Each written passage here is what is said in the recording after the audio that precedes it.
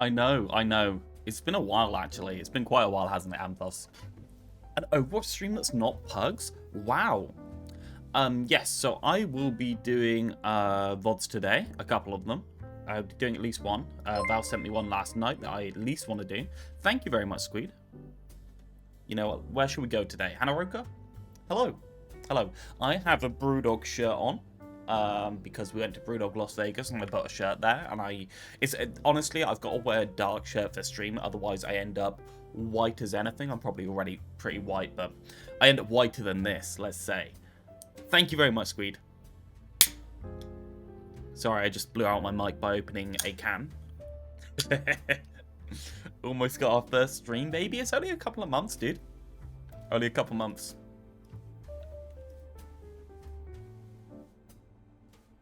If we don't get main game full balance in mid-season, I'm visiting Overwatch HQ. They're too focused on Stadium right now. Yep. Well, as we all know, Stadium's here to save us. It's the new coming of Jesus Christ. He has risen, and his name is Stadium. We'll get there. We'll get there.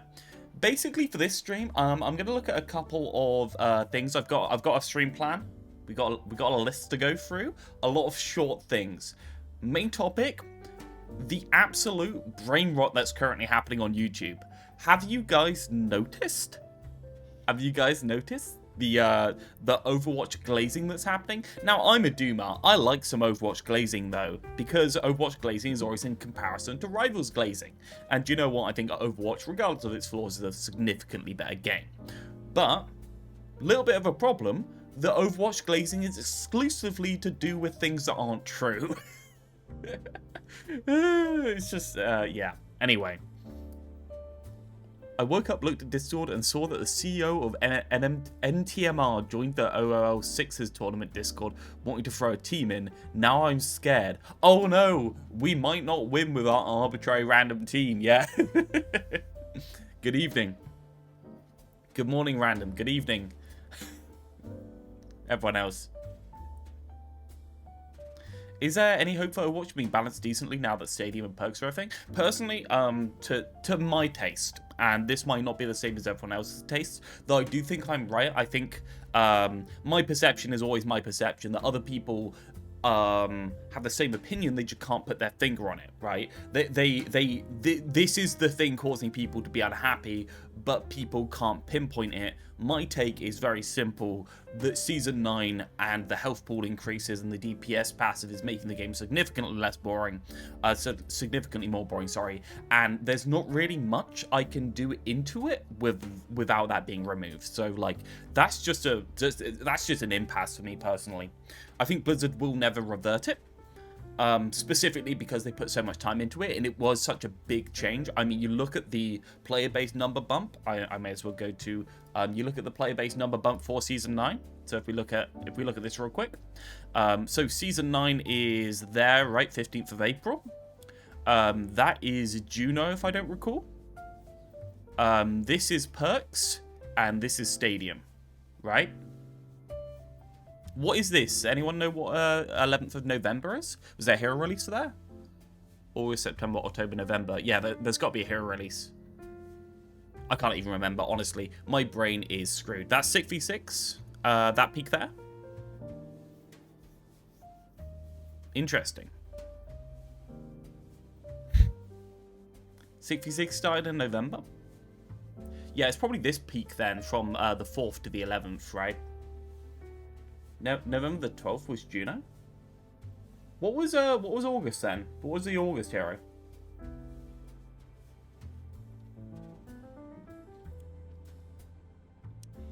Interesting looking back at it, isn't it?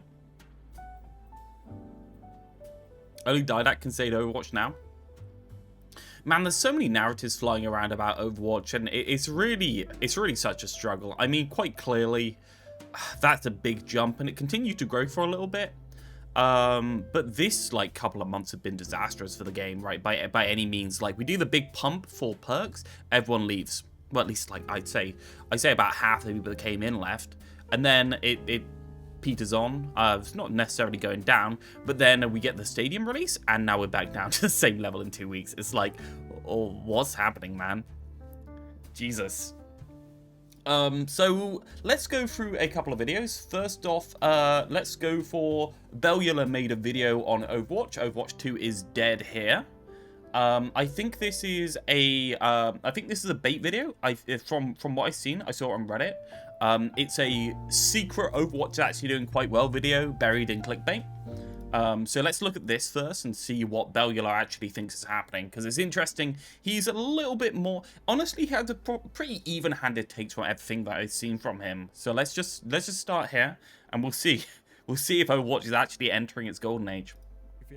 Overwatch is about to have its 10th anniversary. It'll actually be this time next year, which is a little spooky. And when we left off with the game, right, they had reintroduced loot boxes, they made sweeping game changes, and they revealed Stadium.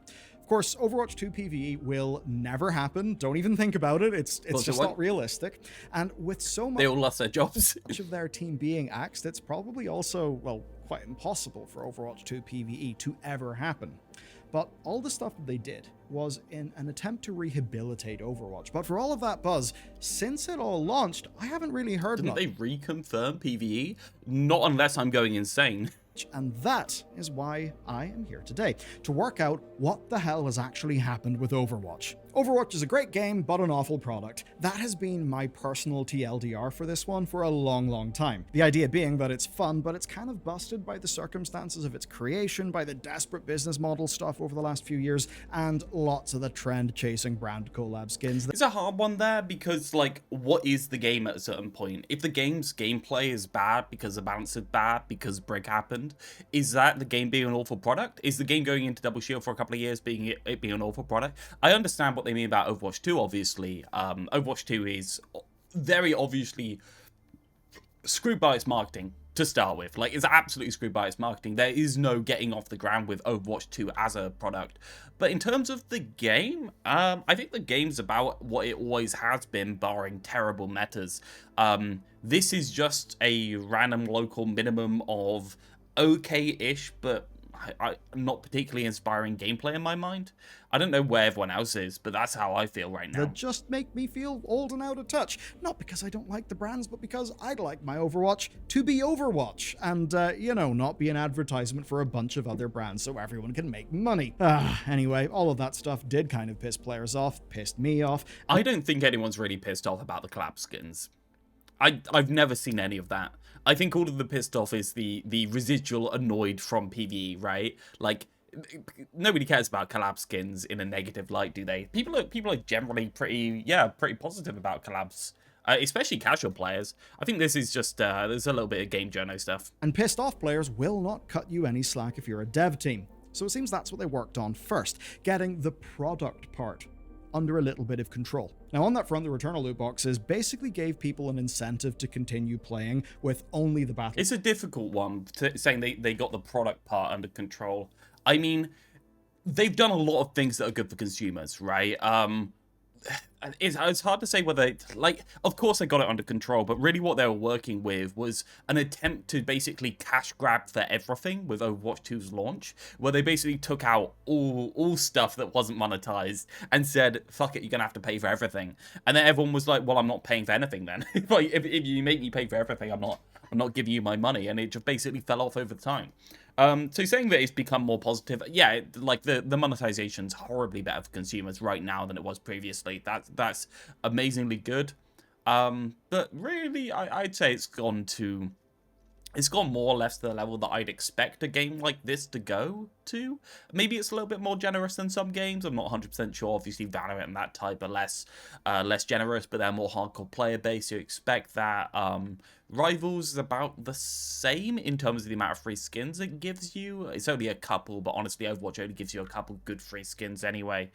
It's a hard one. Like, the business model has improved, definitely. Yeah. It's more generous than Apex? Yeah, I'd say so. Yeah, it's definitely more generous than stuff on average, but I would think that's a concerted effort to try and improve the reputation of the game, right? It's not necessarily, I don't know, is improving the reputation of the game by giving people free stuff, making it a better product? Obviously, but, like, it's not really what I'd call it. Hello, Zach.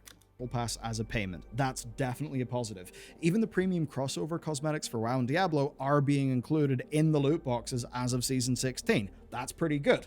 Now, we're still seeing the same high as hell rate of crossovers with Gundam and Street Fighter, but now the players don't have to pay to get access to anything, they're perhaps a bit more willing to extend Overwatch some Yeah, true. It's more stuff from loot boxes than you have in a year playing the game. Maybe I'm not being charitable enough. good faith. It feels a little bit less like an aggressive relationship. So, that's Blizzard's opening. Let's see how they've tried to exploit it and if it's actually worked. Stadium is the big new feature, and to recap, it's a new mode for Overwatch 2. It takes the 5v5 formula and it breaks it down into 7-round matches. Players basically choose from one of 17 available heroes, and then you play rounds of Overwatch, except that firstly, right, it's all playable in third person, so that's kind of new. And secondly, every hero can use earned Stadium cash to purchase new upgrades that will alter your gameplay style in dynamic ways. I know, like, third person was kind of like the thing that people like. The third person is like a massive push because of Rivals. I think third person is an example of one of the things that Overwatch has copied from Rivals that have just turned out to not be generically good for the game, right? Like, you kind of need it in Stadium because it's so much more silly and goofy, but then again, the downsides of being in third person, most people just turn it off. So really, what are you gaining by having it in Stadium? But then again, we've made the game so much more silly and goofy that essentially in first person it becomes really hard to track. So like, basically, we've got ourselves between a rock and a hard place. Either the game is more boring because it's in third person. I think most people do agree that play Overwatch, that third person is fine-ish, but kind of like awkward. Or we do the alternative, which is not be able to see things while we're playing Stadium. It's hard. It's hard. Statistics say 60% of users use third person. I think that's a pretty poor conversion rate given that it's defaulting. I guess the question is, what do we have to do in terms of where should we expect the level to be, right? Like, if we default to one, they have to switch it to the other. And it's in, like, 3 menus. It's a hard one. Do loot boxes give you any of the new skins I have, or everything from, everything from Overwatch 1? I'm not 100% sure what's in the loot box pool at the moment, to be honest. At a skin market for players, take 10 to 20% cut of each sale. Yeah, put a black market onto the internet where third parties can make millions of dollars. It's an improvement. Basically, right? All right, it's kind of like the Counter-Strike shop, right? You do it in between rounds. There are some neat catch-up mechanics around taking out high performers so that things actually stay competitive. It's kind of neat. It's very much Overwatch's core hero ability formula, but where you're adding in a layer of complexity as you wish as you build out their character.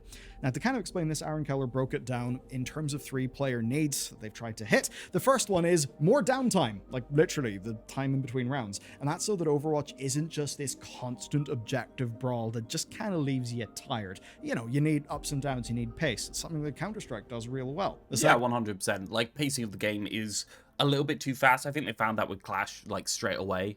I think one of the things is the pace of the game was really brought up by 5v5, and I think that was one of the selling points, but I'm not 100% sure if that was a good thing to think was good in the first place. The game being higher placed makes people feel like they're being more oppressed by enemies, and therefore they can't, like, I'll be honest, the average player that comes into play Overwatch wants to play Mercy and left click on somebody. That's just the state of the world.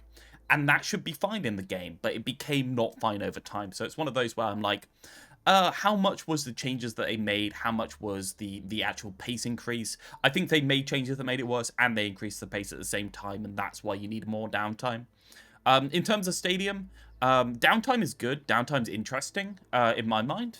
Until you know all the stuff and you're just picking the build you already want to go to. If you go in with a build in mind, then there's loads of just waiting, not even downtime, just waiting for other people to pick. And that sucks. I've got to say, that really sucks. It might be good to have like a 3-person vote to end the shop early on other people kind of thing.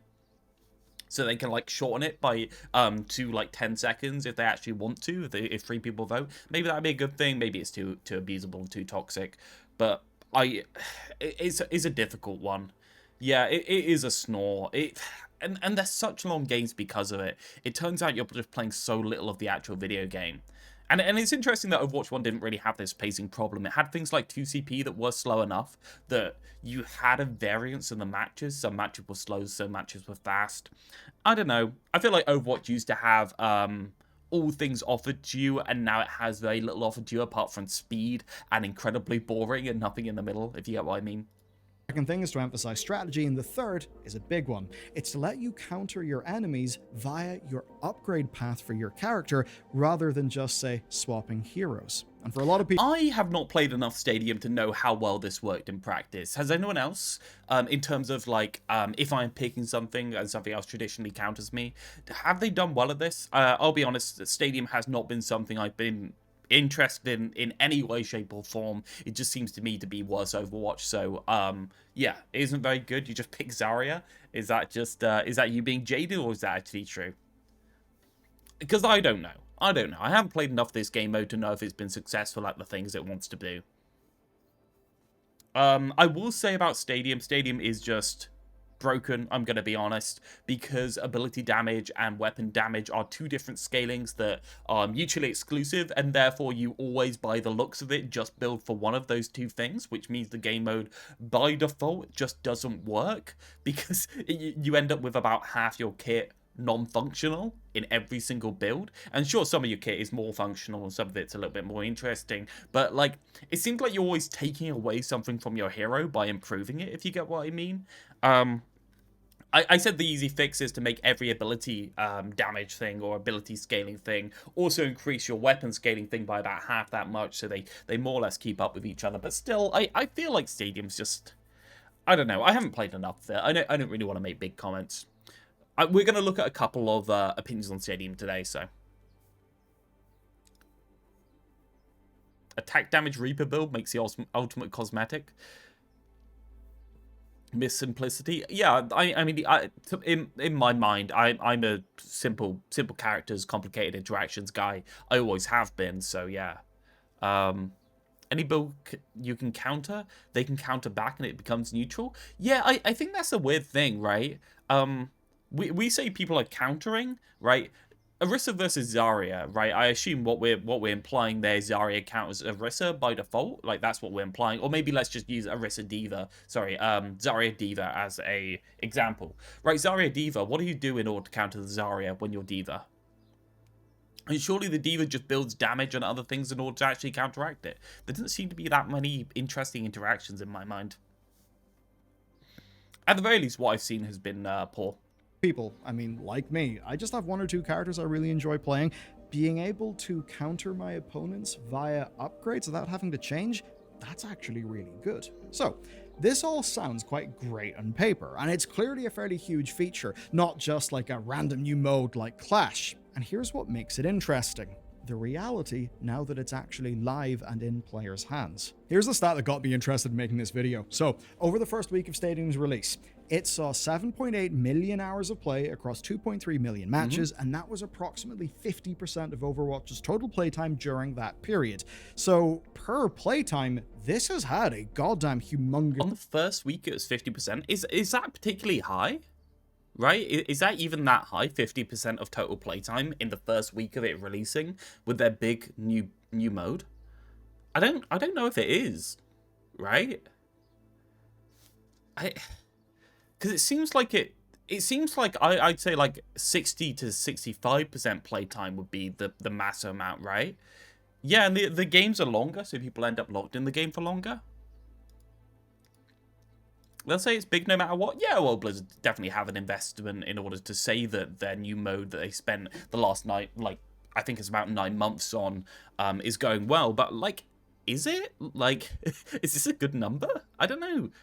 Obviously, it's a ridiculous amount of playtime and it looks really good, but I don't know if that's actually as much as they would have expected. Release. And broadly, the reaction seems to be consistent engagement with the actual mode. So over here, we've been tracking the responses and, you know, all of that stuff, keeping tabs and things. And the thing that we noticed is that it seems to be one of those quiet success things where players are just enjoying it. They're playing it. And that might seem a bit weird because Overwatch 2 has been in the news kind of all the time, but never for good reasons. It's always been a fresh new form of outrage. So yeah, Overwatch has been the gaming industry's lolcow for the last like 4 years at this point. the idea that people are actually just playing a I think mode. Aaron said they expected way lower for Stadium. Oh, okay. I have no idea. He doesn't have the investment into saying that it's going well, but that's fair enough. I feel like from my perspective on their dev time for the last certain amount of time, they expect it to at least peak to about 60 to 65%. But if they expected 40 and got 50, I'm glad for them. It's just one of those where I'm like, I don't know, the first week is such a big push, right? It's going to fall off so fast, like so many things do. And especially with Stadium, where, like, by default, people are going to work out the builds, they're going to find a way to exploit it, they're going to make it degenerate in 100 different ways, like the Soldier Visor build that I've been hearing about, that just, it basically doesn't aim and kills people anyway. They're going to make it worse over time. So, like, is a 50% boost at the start for the first week good enough? In the game, that's not really news. It's not interesting. It's not really talked about. It's not why Overwatch caught on in the media, at least in the modern era. No, it's not. I will also say they have said that new heroes are going straight into Stadium, haven't they? So you're entirely right. It's going to make adding new characters have... And I think the thing with hero-based shooters, you really need to cut down as much as you can on recursive work that keeps coming up, right? Every single time you add something like a gold weapon, that gold weapon needs like translating into every single one of the different characters you introduce. You try and cut down on recursive work as much as you can, right? As if everything went perfectly. There were some early issues, stompy matchmaking, some friction with player experiences in the new systems, but after a day, we actually saw the Overwatch team addressing a whole bunch of things, and after a week, they were already outlining... Crazy. Best dev response I think I've ever seen to a new mode.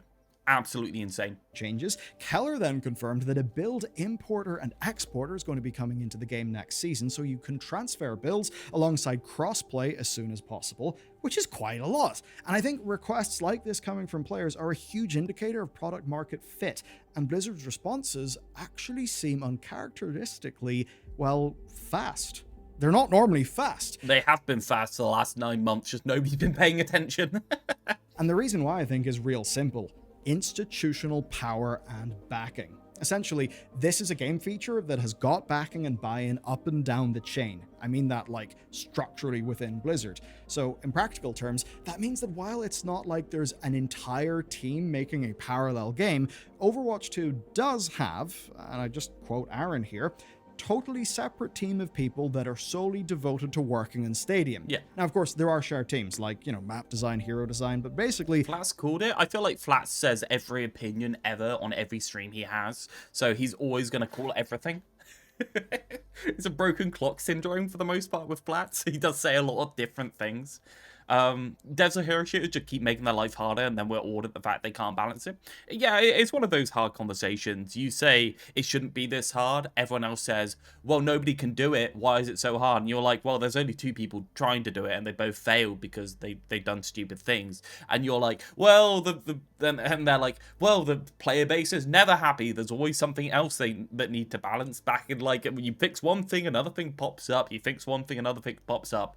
And I'm like, is that really true, or is it like you hit like 3 nails on the head and all the nails are in the board, and then maybe the board might be a bit wobbly and you just put another nail in it every 6 months kind of thing? Why are you British? I don't know. That's my parents.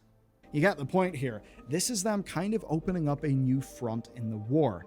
And I think that's why their roadmap covers 4 seasons worth of updates, just like the rest of Overwatch. So this doesn't seem to be an experiment.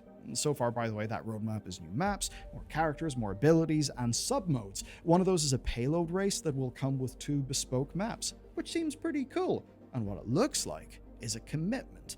But you know what's an interesting thing? Belula actually normally gets more views than this, and he has tried, from my count, 3 different clickbait titles for this video so far, and it's only on 81k. I don't know if this video is going to do well, and I don't know if that's indicative of the general audience reception on talk of Overwatch in general. would say it isn't just that. It isn't just a commitment. What it is new. This is a new game mode. And yeah, there's inspirations from other games, but this essentially is new creativity. It's a new vision finally coming to Overwatch. To me, that's what makes all the difference. For far too long, Blizzard's modern teams have felt like stewards of other people's successes, right? And when you are just a steward of someone else's success, you get... You can say that, but like steward of somebody else's success, they are literally not making a game in the same genre at this point. They're doing a massive spin on the genre, and saying like you're working with someone else's success when the somebody else just made basically the first good game in a genre apart from TF2 and expanded so much on the possibilities within the genre seems disingenuous to me. I mean, really, like are they? It's just making Overwatch good in its normal form, capitalizing on Overwatch 1 development, or is it just making a hero-based shooter at a certain point, right? Like, this game, the Stadium game, is so different that it's not that I consider it bad that it's different, it's just like, it's not like they were being lazy before by not doing it. Just stuck into tweaking little things here or there, while your players look at your game and think, we're bored, there's nothing new, we don't care. So I don't think players by default are bored of hero-based shooters.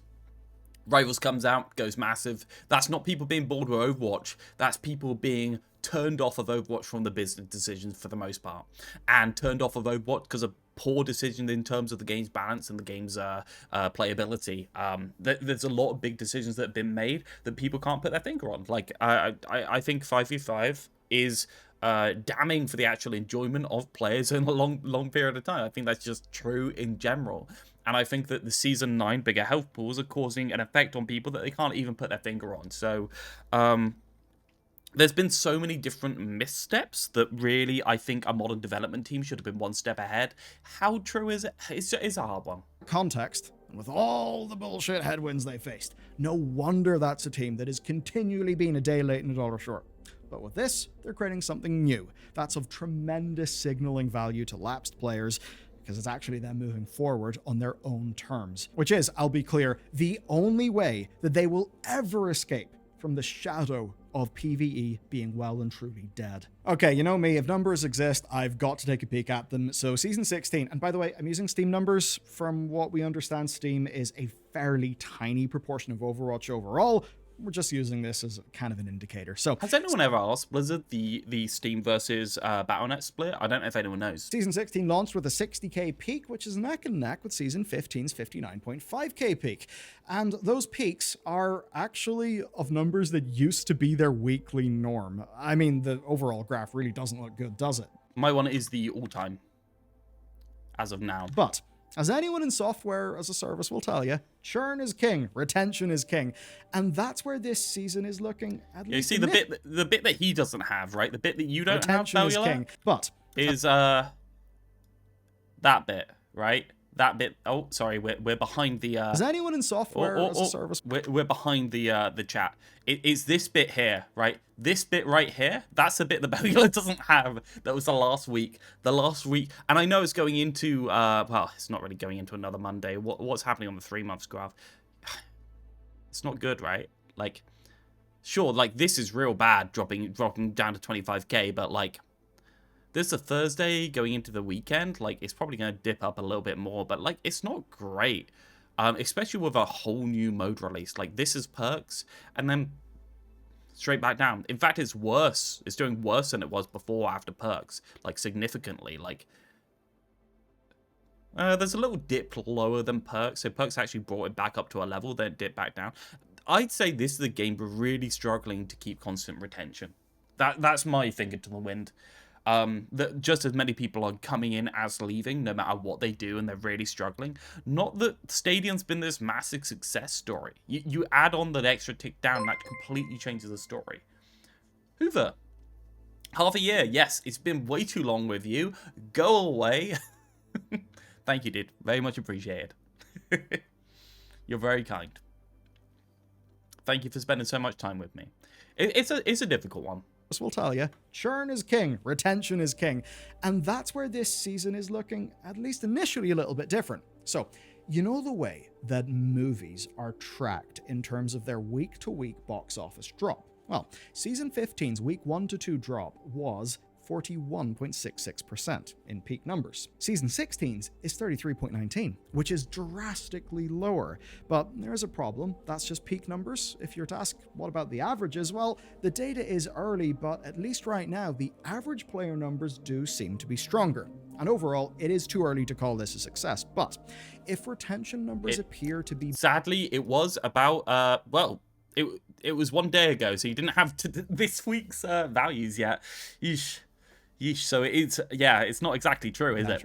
Whilst 50% of playtime is going towards the new mode, then that certainly is a good sign. What it also can be is a pressure valve. You see, Overwatch has suffered from trying to please everybody, right? With broadly the same sort of game mode. Stadium arriving and being a better fit for a sizable chunk of players will help to ease that tension. I mean, already we've seen character-changing perks get added and be well received. I don't see a lot of glazing of Stadium on Reddit. I don't know, like, obviously Reddit is such a small amount of the player base, but I don't see a load of posts of how good Stadium is, absolutely saying, wow, you knocked out the park with this mode. At the very least, I see, like, generically positive, wow, they tried something really good here, I'm enjoying it, and not kind of like, this is game-changing for...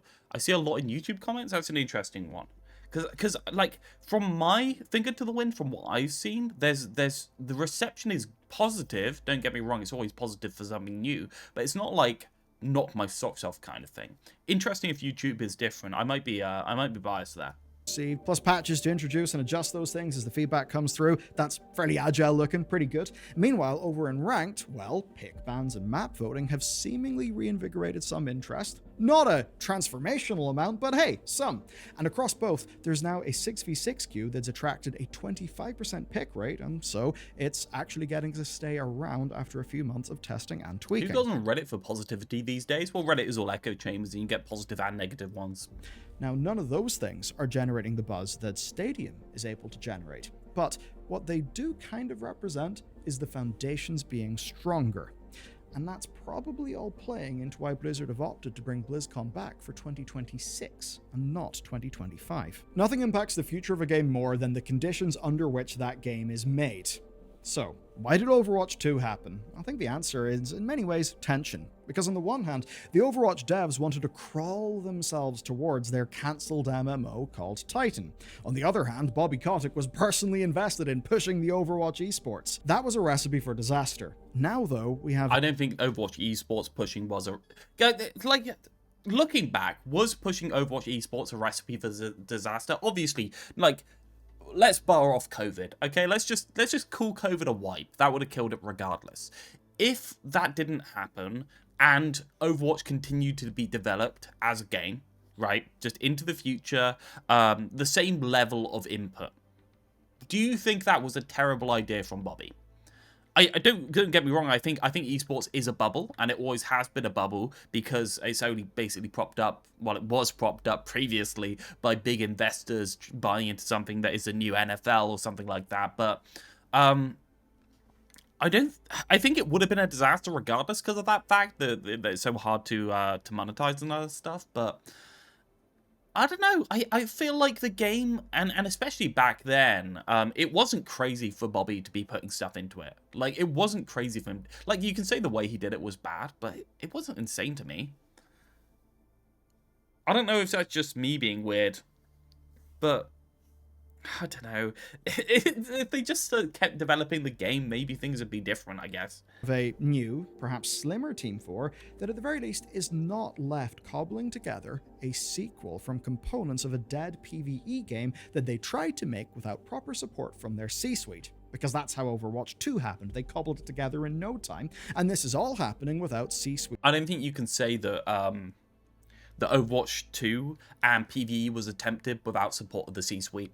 I don't think that's even remotely true. I think that Jeff told them what they were doing, and they gave I think they were given as much support as they could have. I think they just failed. It's not that Bobby was holding them back from making PvE. I just don't think that's true. Bobby was trying to keep them to, like, get them to keep developing the game so his massive investment into the NFL of esports wasn't a complete waste. And they just said no for the most part by the looks of it. Sure, there was all that talk about Bobby making them do different projects and cancelling the projects. I do question how much actual dev time they lost for that in retrospect, given that Bobby clearly if anything, was the person that wanted to continue to develop Overwatch 1, right? Would I even consider it to be lost development time if Bobby pushed them towards developing? Obviously, we don't know what in specifics they were developing, but like, taking away that dev time, would they have got PvE done? Obviously not. Like, they were nowhere near. They needed an extra probably 4 years in order to get Overwatch PvE done. Adding that development time in, maybe some of the things that we had for Overwatch 1 wouldn't have happened otherwise.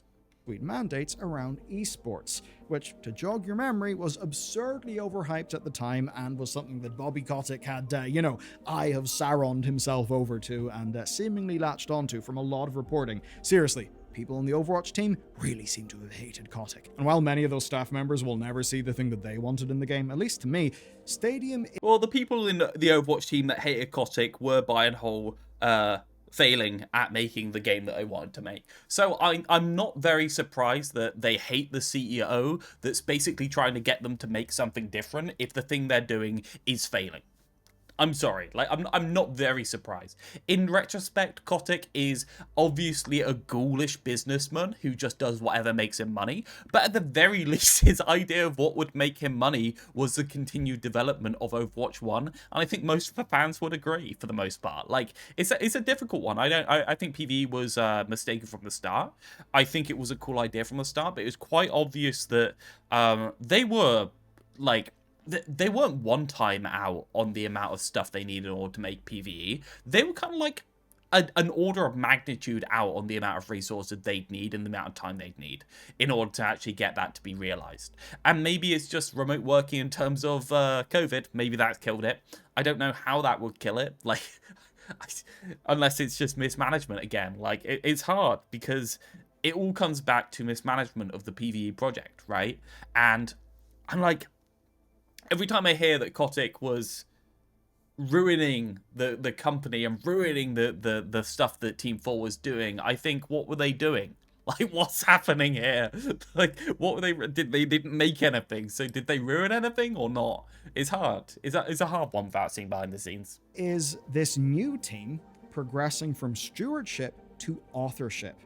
That's where I think there's a fairly significant change. And it's one that we can contrast with Apex Legends, right?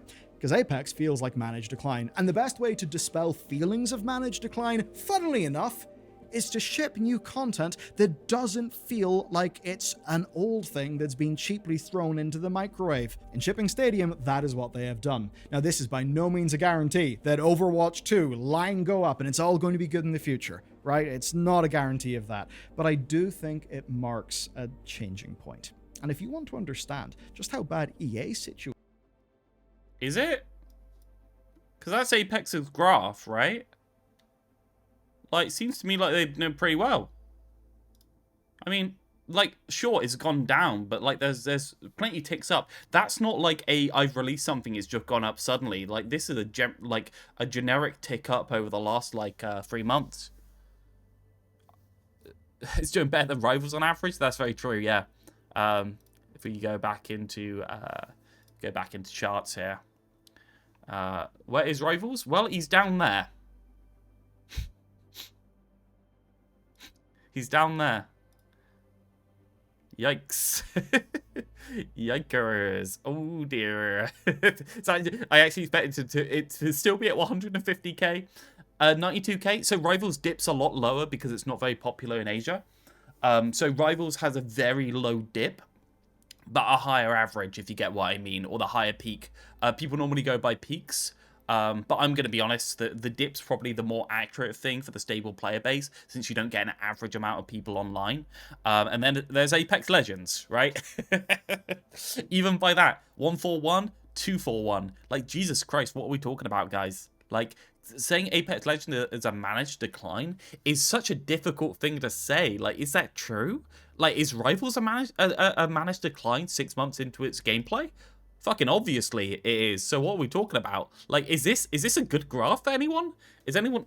Like, sure, every player loses player base, but, like, the point of an always online service game is to not lose your player base, or at least peter off to a stable player base, right?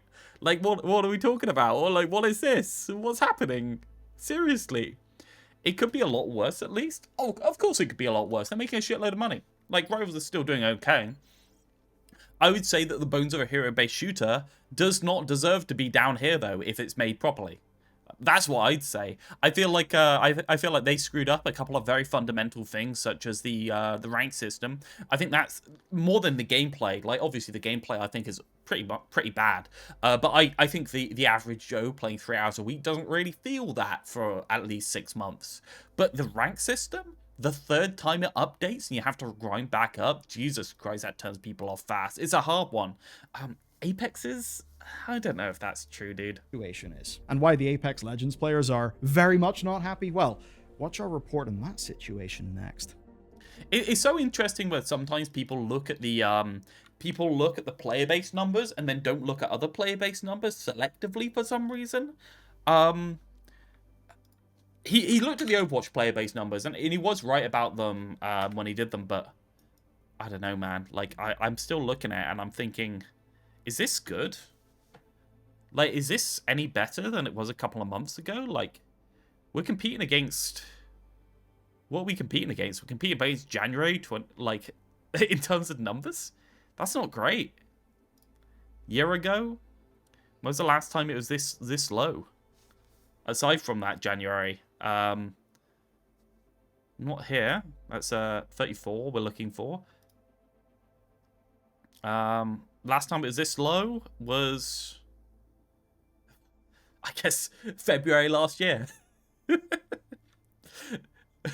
February 2024. It's not great. This is Stadium. It's not doing okay.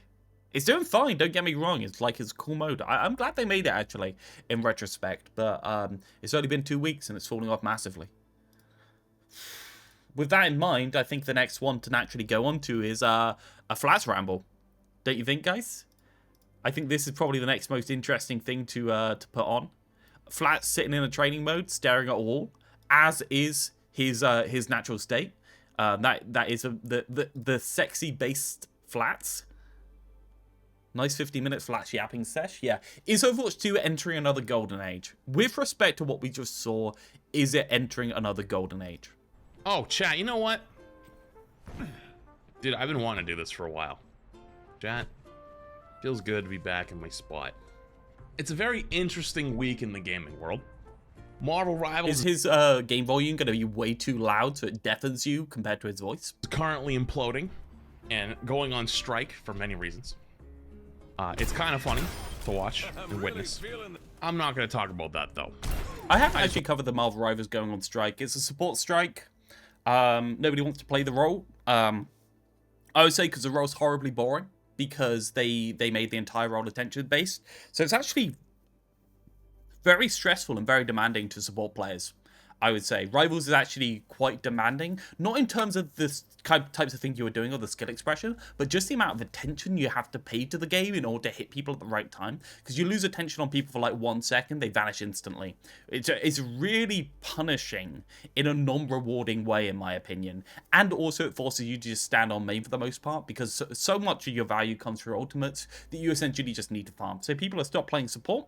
I think people have stopped playing support because, as well as that, there's such a massive prevalence of DPS players because the game released with a ridiculous amount of DPS players for no reason at all.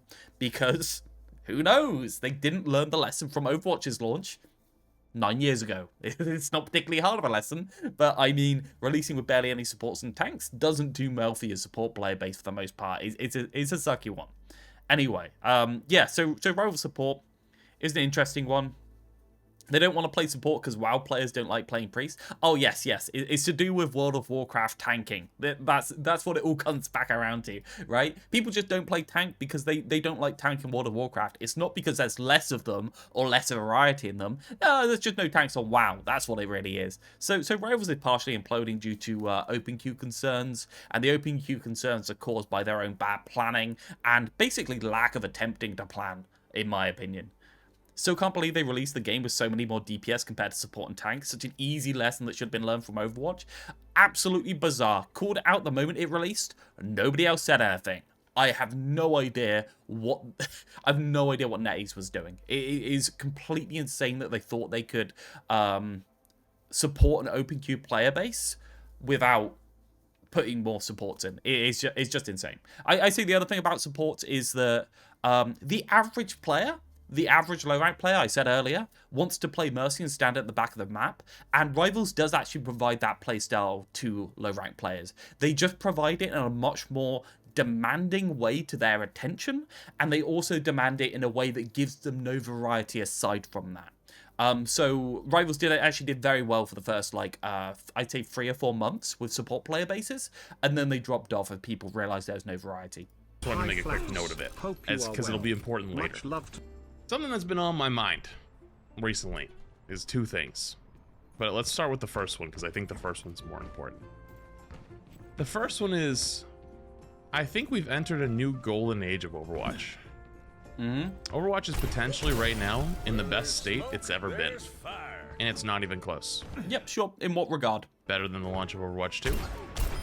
Better than when the PvE missions came out. Dare I say better than Overwatch 1. Better than when the PvE missions came out. Also known as the historical low point of Overwatch in history. The only time maybe not is 2016 hype when it first started. Arguably.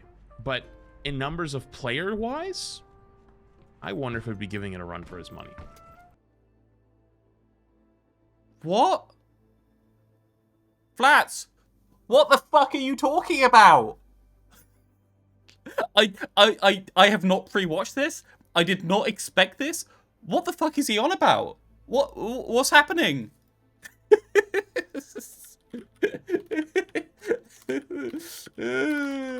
Oh my god, what is this guy? What's this guy talking about? What? Is it what? If you aren't unaware, if you're just a random passerby who's clicked or doesn't know what's going on, Overwatch 1 definitely peaked to the same level as Rivals by the looks of it, right? I would expect Overwatch 1 to peak to 500k for launch, right? Maybe like 200 specifically because it was paid. But like I think Overwatch had massive numbers at launch. Have changed. So season 16 just started today, or sorry, yesterday. And there's a whole new game mode called Stadium, where you basically do almost like MOBA style, pick perks and build out Steam charts. Yes, I mean for Steam charts, you have to add an extra 50% ish to. I mean we don't know the split between Battle.net and Steam. I'd say Overwatch probably has more console players than Rivals does comparatively, so it's probably doing better as well. But I will say Overwatch compared to Overwatch is kind of what I'm looking at here. So I don't really mind about the exact numbers as long as it's not performing well compared to how it was performing previously. I don't see a reason to say it's going massively well, right? powers through your character through the entire game. Steam is 10% or less, they said a while ago. I seriously doubt it's 10% or less. I think there's been a long time since it's gone on to Steam. I presume it was a lot higher. I presume it was at least a third. There are twice as much Battle.net/console players as Steam. I thought it would be about 50-50 at this point. If you say it's twice as much Battle.net or console players, still we're in the same ballpark. We're talking about Overwatch versus Overwatch, right? We're saying historical high. I mean, right here when we were looking at here, we were saying Overwatch is in the worst state it ever has been in terms of player-based numbers. And now we're here and we're thinking, wow, this is so much better. Everything's going well, guys. It's not realistic. It's just kind of weird. Plays very differently than traditional Overwatch. There's no counter swapping. You just pick your hero at the start of the game, and then you can build with items to make them stronger. Doing survival builds, or more on your abilities, or more on your damage, or combination. It was such a big battle of 5v5 versus 6v6, and we won, getting it back in the game. And it seems like we didn't really relish in that victory at all, and it's more doomy again. Not saying doomy isn't justified, but is there just always going to be another battle for why the game is bad? Of course there's always going to be another battle for why the game is bad. I want the game to be as good as possible. Yeah, like, it's a difficult one. Like, there's always going to be something to improve, and there's always going to be something to talk about. I spent my time celebrating. I just don't celebrate in public. I celebrate by playing the damn game, and I played a lot of it. That's a simple one. I also spent quite a lot while doing Rivals, right? So I didn't really get to make a lot of Overwatch content when the 6v6 release. That's just how it worked out with me. So in terms of the victory laps, I'd rather take my victory laps on people saying that 6v6 is terrible, than regardless of the numbers being good, than I would otherwise. Like, I did do a victory lap. I did a hell of a victory lap. Nation or whatever it might be, and it's a lot of fun. And then the base game added perks. So if you see in the bottom right hand corner of my screen, there's 2 things above my ammo right now. Those are 2 perks. One of them makes it so that I only fire 1 bullet every time I right click. I've said my reaction to perks before. I think the Anna bounce nade is such a ridiculous lack of enjoyment for me getting hit by it, that the entire perk system is pretty much invalidated by that 1 perk. In terms of what it does to the game, I think perks are fine, but like not particularly inspiring. Like, I don't think they've improved my gaming. I think they improved 5v5. I think they're necessary for 5v5. I think they improved 5v5 significantly. But in terms of the game in 6v6, I think perks are a bit naff for the most part. They don't do much. But yeah, that's just me. I'd rather the stuff was built into the kit and the game was a little bit more simple. It also can headshot. Every character in the game has 4 perks, 2 minor, 2 major. They also introduced this season hero bans. Hero bans are giving the player the ability to control their own experience. If you don't like playing against Sombra, ban it. If you don't want to play with or against Mercy, I almost said with Mercy because of the discourse that's come around that currently, and I wanted to cover that too. The Mercy discourse. You can ban Mercy. If you don't want to play against Malga, based by the way, ban Malga, right? So it's given the player the ability to tailor its own experience in a lot of different ways. And so I sit here right now and I look at the gameplay. I think I agree. Perks just unironically make the game sharper, but just barely, to where they don't affect the gameplay too much. But you still feel them and how certain perks are the most obnoxious shit in the game. Yeah, I think that's basically it. Like, I don't think perks change the actual gameplay experience very much for me. Apart from the bad points, I don't think I get much joy from getting a perk nowadays. And I think to myself, wait a minute. This is a culmination of years of feedback from everyone. From the community, creators, myself included in that, all come together. And here we are with an amazing state of the game. And I don't think many people know about it outside of it. And I'll give you a good example. I made a video on Flash 2 saying I opened up 100 loot boxes. I encourage you to go click on it and go read through some of the comments. Not saying it's all like that, but there are a good amount of people that are like, damn, how much money did you spend? You cannot buy loot boxes in Overwatch. Yeah, it's a standard Overwatch problem. People don't think about Overwatch enough to care about it. It's a lolcow problem. It's the standard thing. You ask your friends, do you want to play Overwatch with me? They say, haha, I don't have a credit card.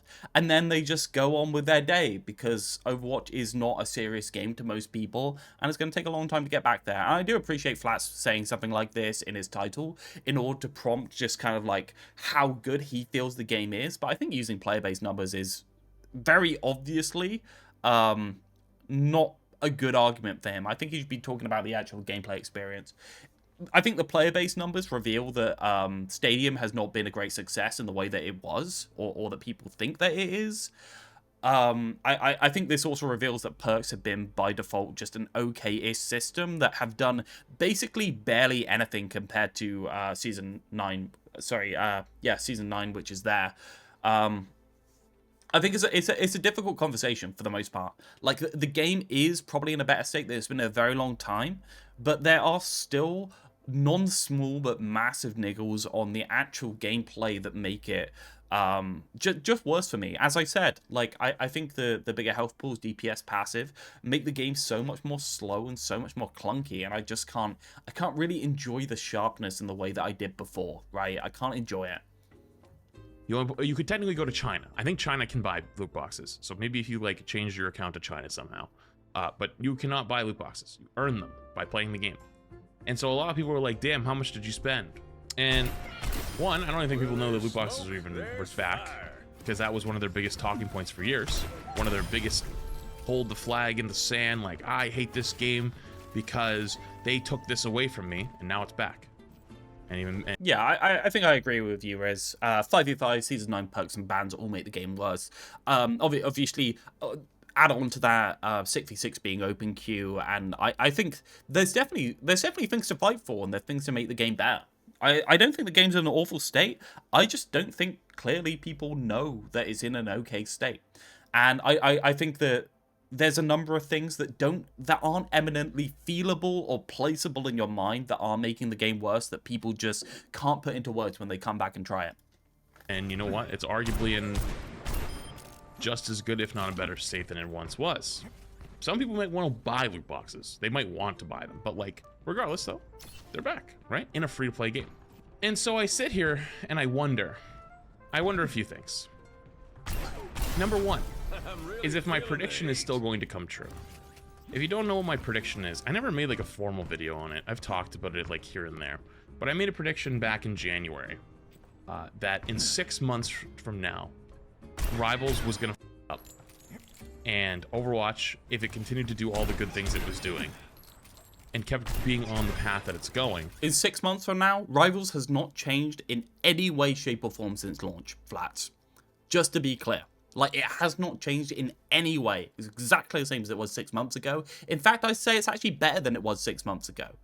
You just weren't seeing it back then, right? Like, the perception of the game has changed? Yes, and like, sure, is the perception of the game changing their fuck up when the perception of the game has changed just because people have come to terms with all the systems that already were in the game? Of course, but they haven't done any actions. So saying that the game's gonna fuck up at some point in the future when realistically it's been a steady trend downwards is so like such a weird statement. Would have an influx of curious Rivals players. He'd never share Doomite during peak Rivals, true. Because they know that they like the hero shooter genre because they've been playing. But Rivals. I don't think he's being disingenuous. I think Flats just didn't see the flaws in Rivals when it first came about, and it's one of those like annoying things that all of these people jump ship to Rivals, and now they're like, well, we always said they might fuck up in the future, right? When really they'd already fucked up and they weren't calling it out, right? They weren't saying these are the things that are bad about the game instantly on the release. They were just, hey, everything's here, we'll go for a run in the park, we'll just dance. The game has gotten worse. Translation, I started paying attention to the fact that I was consuming slop. Yeah, pretty much. It's a hard one. Like, it's not really a prediction when you haven't predicted anything. It's already happened and you've just realized later that it was always bad. And for years, they probably never touched Overwatch because it was, quote, taboo. I agree, Harmless. And now, all of a sudden, all the Overwatch players are acting really happy and look really good over there. And their current game, if they're not enjoying it, they might go give it a go. Right now, we're still on track for that prediction. It's still looking pretty damn good. I kind of wish I did make that video now, but I was a little bit afraid of the backlash because it was still like heavy Overwatch and like ultra glazing of Rivals. Yeah, I mean, you should have been scared of it. Clearly, anything that's geared towards any critique of Rivals whatsoever brings in a fucking hate mob. And it doesn't even matter if they comment. It matters that the Rivals players are the people that YouTube pushes the videos out to, and therefore they will literally click on the video, dislike, leave a bad comment, and leave. And that screws up the video rankings. I'm not going to say that my video should have done better than it did based on that. I think there were quite a few flaws in it, but I definitely think it was one of the components, right? I've also maybe been playing it a little bit too safe recently. I think I'm gonna probably chill on that. Regardless though, you see Spylo's tank video comments? Yeah, I mean, it's bad. But Spylo basically, I think the truth is, people haven't been criticizing Rivals because it's a bad business decision. And I think you can entirely respect that for people. But I don't respect people not saying anything about it or not putting something about it or not talking about it, even if they don't upload it to YouTube. And it's pretty clear that Flats hasn't really been negative for the problems with the game. I sit here and I look at it and I go, this is arguably the best state of the game has ever been. Why aren't even more people excited? Why aren't even more people hopping in? Granted, I still think it's going to take about 2 months. But I guess the question is, what can be better? I've always been the type of person that wants stuff to be better than it is, even if it's good. Why not? I think Perks and Season 9 DPS passive need to go. I think that is a significant reduction in the average gameplay experience of low-rank players. And I think that the 6v6, I'll be honest, needs to be put into Rollock to try out the player base numbers, because by everything that we saw when they actually tested it, the player base numbers were approximately equal throughout them.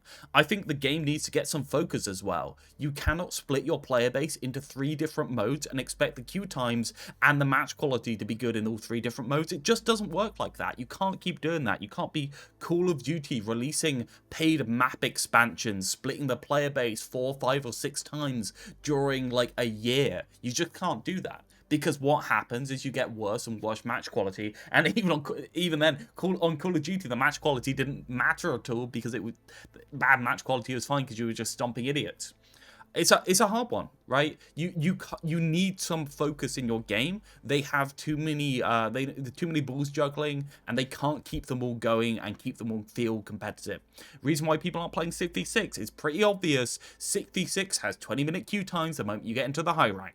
That's why people aren't playing it for the most part. We talk about the average gameplay experience. Something different happens, but there is a real kill for the hype of a game mode when high-level players can't get into a game in that game mode. It invalidates the competitiveness of the game mode and makes it seem like a bit of a farce compared to the thing where you can actually get a quality match. Not better. Why not push it further? Why not strive to be better, even if something is good? And I know there's a lot of people that are like that like to say, like, shut up and be happy when things are good. But, like, why not push it to be even better? So when the time comes 6 months from now, when you're no longer satisfied with the shiny new toy, you have a new shiny new toy that's on the way out, right? Why wait 6 months to discuss the shiny new the problem, or whatever potential problems could happen, right? And then you have to wait a year. If we want the 6v6 queues to be reasonable in role queue, we cannot have 5v5 role queue in the same game.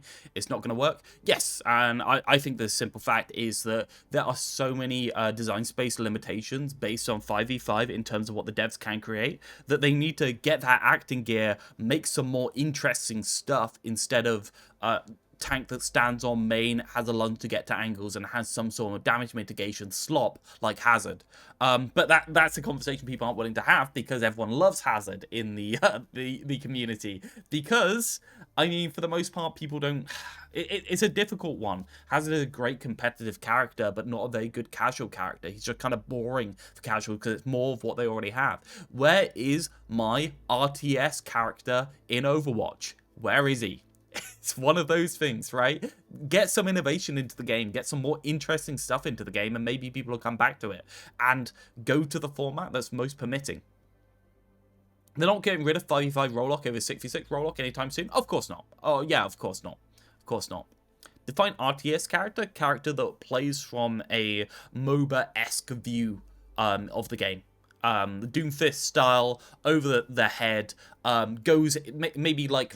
puts a character down and then goes into that for the FPS gameplay, but has at least a 60% of the gameplay loop in a third person or an over-the-top mode. That's what I'd say. Abatha? Fuck it. It sounds interesting, dude. Like, why not? Obviously, make their skill to value curve aggressive in terms of the way it scales off, so it's not really good at the high rank, because obviously that'll be frustrating. Make them so that they're not even that good in the low rank. It doesn't matter. But get some more interesting stuff in there, please. Year for that to change. As opposed to right out of the gate, you get shiny new toy, and you're like, okay, this is actually really good, but in the future, we're probably going to want this, and this, right? And that way, the cycle keeps going a little bit quicker, and you don't get stuck in those dead periods as much. And for the first time ever in the game itself, I got nothing. I don't have anything I'm like super... No, agreed entirely, Flute. I just question whether Overwatch is regaining popularity, right? That's what I question. And that's what I'm really worried about. Like, it's not anything else. I want the game to succeed. I wish that this line went up. I wish that Stadium was still going upwards. I wish that we stayed at 60k. I wish that peaked at 80k and that continued upwards. I don't know if it necessarily will. And I will say, as a side point here, I think that Overwatch's console and Battle.net player base will have decayed less than the Steam player base, since the Steam player base necessarily has people that are interested in playing more different games than the Battle.net and the console player base. I think we can all agree with that, so it's not quite as bad as this graph shows, right? It's not quite that bad. Like, this needs to change. The only thing, and I'm being super nitpicky on this one, is with hero bans, I think that you should be able to ban 4 of a role if you want to. If you want to ban 4 DPS, give You need to turn off the 1-bit donation, man. to the player. I'm cool with trying out the version where it's like, you know, 2 max, but there could be small situations where you get to like Havana, right? And you want to ban Sojourn Widow because you have no hit scan player on your team, and the other team starts the ban with, I don't know, Symmetra, right? Because they know you have a Symmetra 1-trick or something. Well, guess what? Now you can't ban both the hit scan characters because you can only ban 2 DPS or 2 per role. So you could ban Sojourn or Widow, and then you can't ban the other one. Because the way the system works is Team 1 bans 1, Team 2 bans 2 and 3, Team 1 bans 4, right? Or it goes back to the other one. So like small niche things that can be fixed. I think hero bans are a very tough conversation to have with people for the most part, because I don't agree that they're universally good. I don't agree that they are good in totality either. I think that there's so many negatives of them that I consider them to be fine, but realistically a band-aid for the things that the devs need to fix regardless. And I consider that they won't fix them regardless if they have the hero bans, if you get what I mean. It's hard. Major problem though? No. And so I sit here and I'm like, damn, I don't really have anything crazy in the game. I'm like, this needs to be fixed. And so I wonder what bothers other people, if there is anything major at the moment. Maybe balance? But then I just came from Rivals for the last few months where everyone talked about how if everything is broken, nothing is broken, or nothing is... If everything is broken, then nothing's OP. And everyone was saying casual balance is better. And now, here we are months later, and everyone's like, well, maybe I don't know if that's true. So maybe, I don't know, can we even decide if we like having good balance? I don't know. Oh, piss off. Like, do we come... Obviously, we like having good balance. Good balance isn't just things being roughly equal. It's permitting a wider variety of playstyles to exist within the game, right? You can have good balance and have things be OP as long as they are permitting to other things. I think the main thing for hero-based shooters is the permissiveness of different strategies and different characters to exist at the same time. I think bad balance is the lack of that, right? So, like, when people say, like, we got good balance, why is everything bad? I say, do we have good balance? Like, what do you find as good balance? Like, it's a difficult one, right?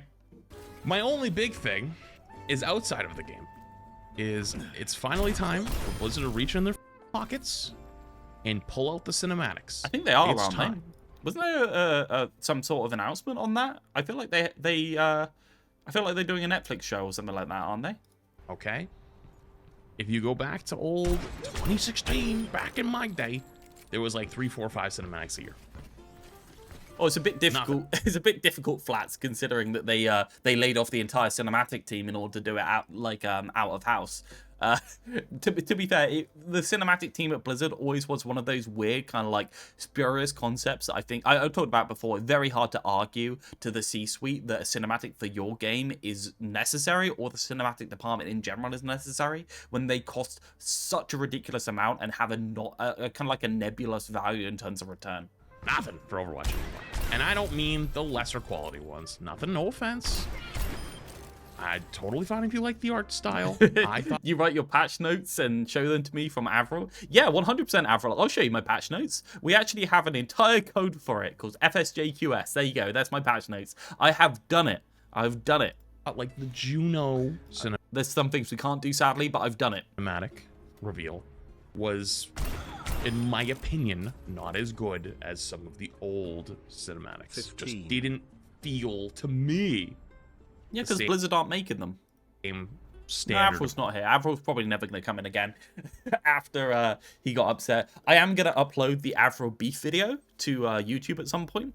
I'm not going to do it soon because I need to kind of like dilute my YouTube with some less spicy videos before putting that out. No, we didn't resolve the Avril arc. The end of the Avril arc was as follows. Avril didn't like me. I apologized to Avril. Avril said, "Hi, Realth," and then ignored me when I went into his chat. I made a whole comment apologizing for any misunderstanding of other things. His response was, "Hey, Realth," and then just went on with his day. Fair enough. You know what? You made your decision. That was the end of the Avril arc. Quality. Maybe if you're an artist and you have better insight than me, agree to disagree. Big 20 months. If anyone doesn't know, Avril beef is real. He's not my biggest fan, to be quite honest. Regardless, though, I think that's one of the things that gets people's attention much more. I'll give you an example. I remember like a year ago, there was a ZZZ character that went omega giga viral called Bernice, right? It was like Bernice or something, The hell right? is a ZZZ? It was like the fire girl from ZZZ, and you still see people cosplaying as them at conventions, and you still hear the song every once in a while on a random TikTok. Zero? I don't want to know what that is, do I? And it was everywhere for like 3 months. There is an emote in my chat that I'm currently looking at that has her. I'm terrified. I forgot that still existed. Regardless though, those small things, like the character itself, its design is not what got people's attention. It was the music video that went with it. The design, the music video, all getting pulled into one.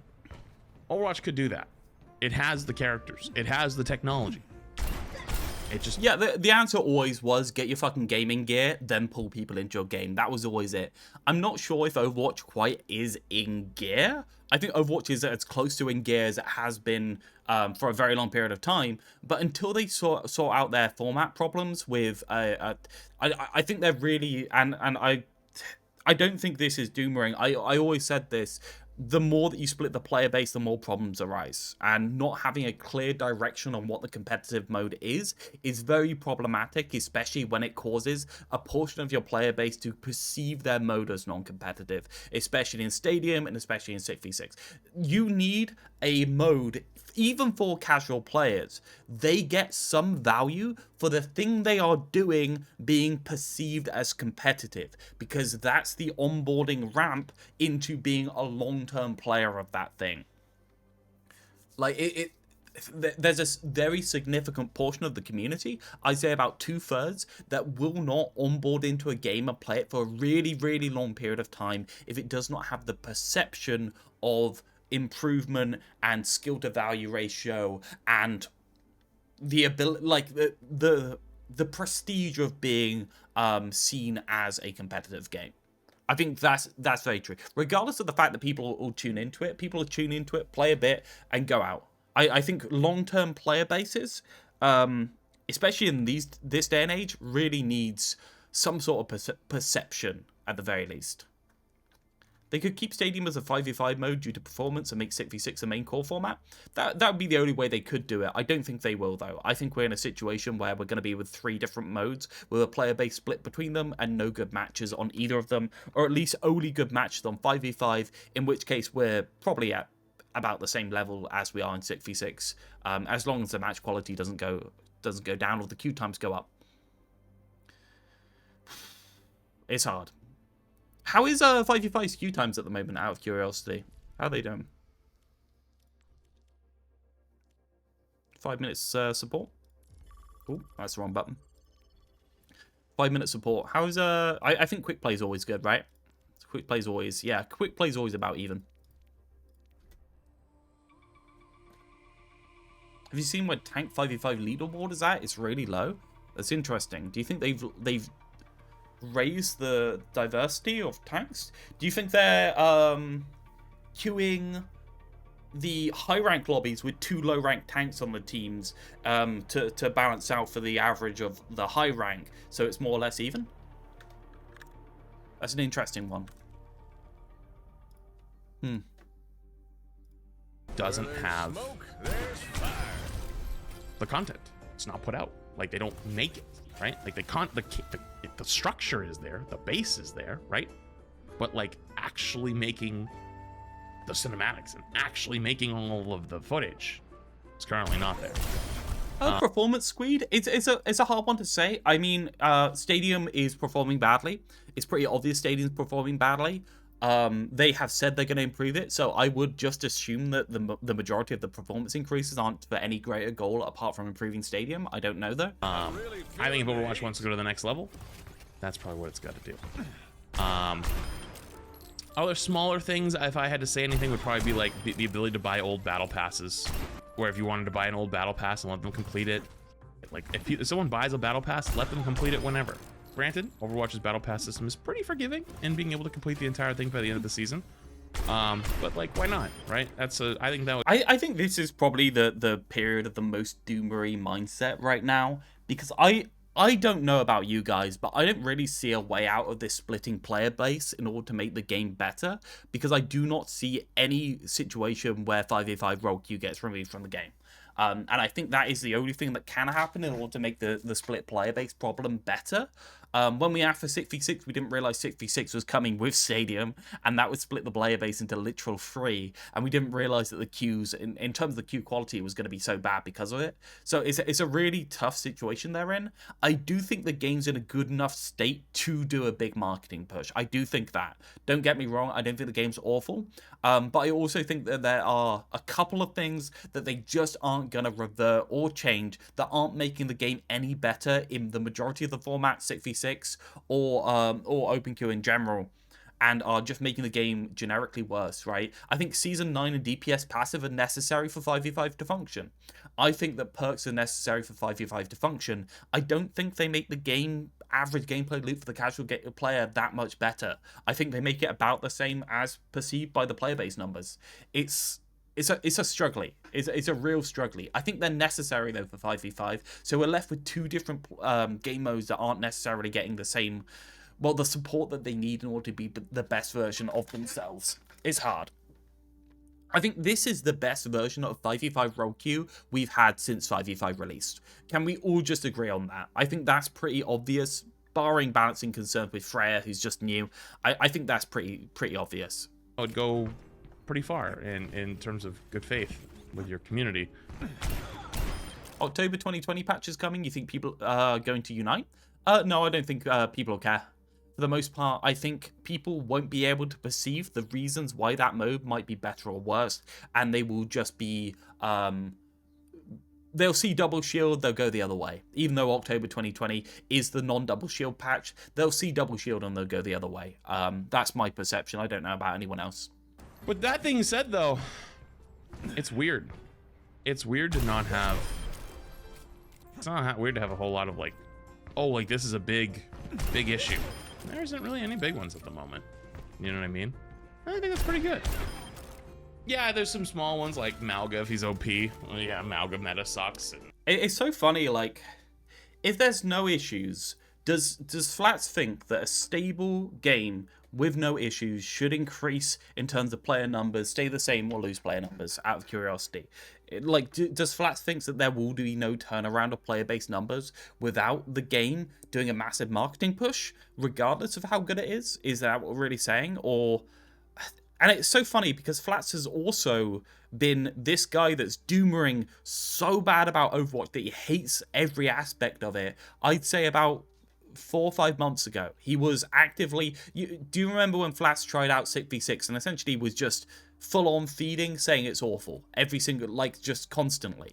He wasn't even prepared to be charitable towards the game. And now he's happy with the game? When all that's really changed in terms of his enjoyment, I guess, is just perks. Can you link that? I think it was a video on his channel that got removed. I think it was removed from his channel. But yeah, it was on the second Flats channel. I think we watched it on stream, but it's probably too far back for us to be able to get it. Isn't Flats just bandwagoning since Rivals are unplayable? I don't think Flats, for the most part, bandwagons. I think Flats is very honest with his opinions. I think he's just not got a lot of foresight and sometimes makes mistakes. Flats is actually very honest. I've never seen him... I've never seen him actually shill in the same... I feel like he wouldn't talk about something if he thought that there was a problem that wouldn't be popular, like with Rivals. I think he wouldn't talk about it, but I don't think he'd be actively cheerleading for a game that he didn't actually like, or the opposite. How long ago? I think it was in kind of like February. Might help the devs are giving him exclusive interviews. Of course, it's good for his brand to be positive all the time. Like it's horribly bad for my brand to be negative all the time. I just yeah, I'm a bit worried that the game cannot be improved without dropping a format. That's what I'm worried about. I come in here a lot, and you guys dog on Marvel Rivals, but it's still more playable than Overwatch 2. I think I don't know. I've never said both games aren't playable. Is the thing. You pleb. Video where Flat's feeding? Oh, you found it. Let's. I'll link it so you can see. Certain characters, design-wise, are not that fun. But I'm confident they'll figure that out in the long run. I'm actually confident they'll figure it out. I didn't look to see if that remember was at the right beginning one, I said there was 2 things that I wanted to talk about. The other one isn't as important. The other one's not important because it kind of relates to me, but I don't think it relates to just me. And so I you saw it and you got it disliked. want to put it out there. Just as a feeler. Not saying anything in stone. I'm just curious. I think everyone and their mom who's affiliated with Overwatch or knows the Overwatch community understands the excitement happening right now and understands the good. I've even seen people saying, holy shit, thank you, Rivals. Rivals was the best thing that could have I think Rivals actually had a negative impact on Overwatch, specifically because of hero bans, and most of the stuff that Overwatch was going to do regardless is still in Overwatch. I don't know. It's I don't think Rivals have much impact, but I'm concerned that hero bans were one of those things they thought about non-critically. Instead of, I don't know, it's a hard one. I'm the only person that thinks his hero bans are bad, so I don't want to do an argument without making it very clear, and I don't have a full argument here, so I'll just leave it. What happened in Overwatch? Yeah, that's true. Season 16 did remove Sombra. I got crucified for that. But anyways, they would say it was the best thing ever because it pushed Overwatch to be the next level game that it always should have been. God damn it, that's a goddamn good thing. But there is something else. I know it's exciting. Yeah, I know that's just actively not true though. Flats like it's had no impact. Yeah, as Squeed says, the real impact of Rivals will be seen in half a year or so, not now. Oh, it's amazing. I know it's good, but I don't have the same level of hype that I had like launch Overwatch 2. I don't have the same level of holy this is amazing as when the PvE missions were actually going to come out. We were going to actually get to try them, right? Even though they ended up being terrible, right? I don't know if it's burnout. I don't know if it's just exhaustion of all the years that it took to get to this point. I don't think I'm the only one either. I've seen that sentiment in a lot of places where, you know in your head that it's amazing and everything is great. Maybe there's something that's not great, Flats. Like, it's so weird seeing people struggle with not really enjoying the game as much as they think, and then not having a reason for it and just saying, well, I'm obviously burnt out. It's not that the game was different before, right? It's really difficult for me because, like, I see him struggling with it. I see him wanting to enjoy this game, thinking that it's objectively in its best state ever. Well, its best state since Overwatch 1's launch, at the very least. And then just, like, not having a reason and just putting it down to himself. I don't think Flats is burned out of Overwatch. I think people, especially people like Flats, can probably play these games a year at a time to be absolutely fine. It's just when a couple of things go wrong, or the game isn't the best thing it can be, people struggle to put their finger on it, and when people struggle to put their finger on it, they blame themselves for the most part. Obviously, you can get burned out. I don't think a streamer like Flats just gets burned out on Overwatch like that. I don't think that happens. I think it happens for other reasons. It's hard. Obviously, I'm trying to read into Flats. I think, obviously, in a portion of him, he's just been playing this game for too long, obviously. But I think the feeling that he gets coming back to this, cognitively knowing that it's really good in himself, but not knowing why he feels bad, is a little bit of scary cognitive dissonance, and it's a hard one for him. But in your heart, you just don't have it. You know? You're just like, yeah. It's kind of like, yeah, it's great, but you want it to be even, you want to feel it as if it's amazing. But everyone kind of just, it's almost like it's almost like you're trying to perform a self-fulfilling prophecy by saying everything is really good. I want to see and everything is amazing. It's just a really weird feeling. And I saw some tweets about it the other night, and I was like, damn, dude, I kind of relate to that a lot. I don't know how to describe it. Maybe part of it is like, I feel like I did my job in a lot of ways, like for years, talking about the issues, talking about the goods, talking about the bads of Overwatch. And like I really wish we could kind of like know what has changed apart from perks and Season 9. Like, Did the perks actually change the tank experience in a meaningful way? Is the tank experience actually good in 5v5? I think it's a bit better. I don't think it's good, right? Like, it's really hard.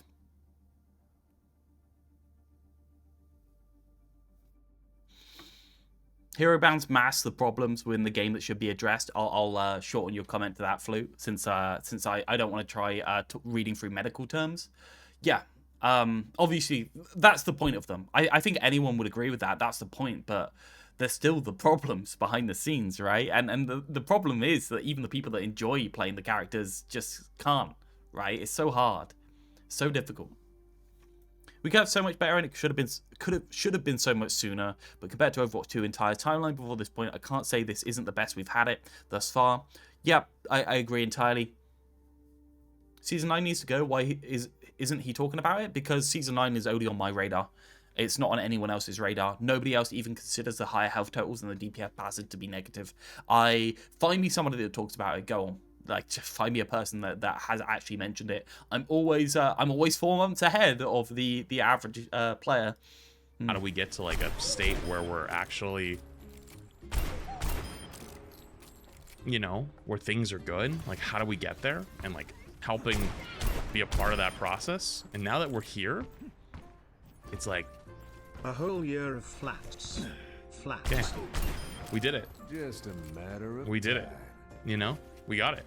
We got the thing we wanted. We got the things we wanted. It's really sad to watch a video of is Overwatch 2 entering another golden age, and then get 2/3 of the way through the video with flats, just saying how good it is, and then just him do a heel turn and say, "But I still feel bad," right? That's kind of, ouch.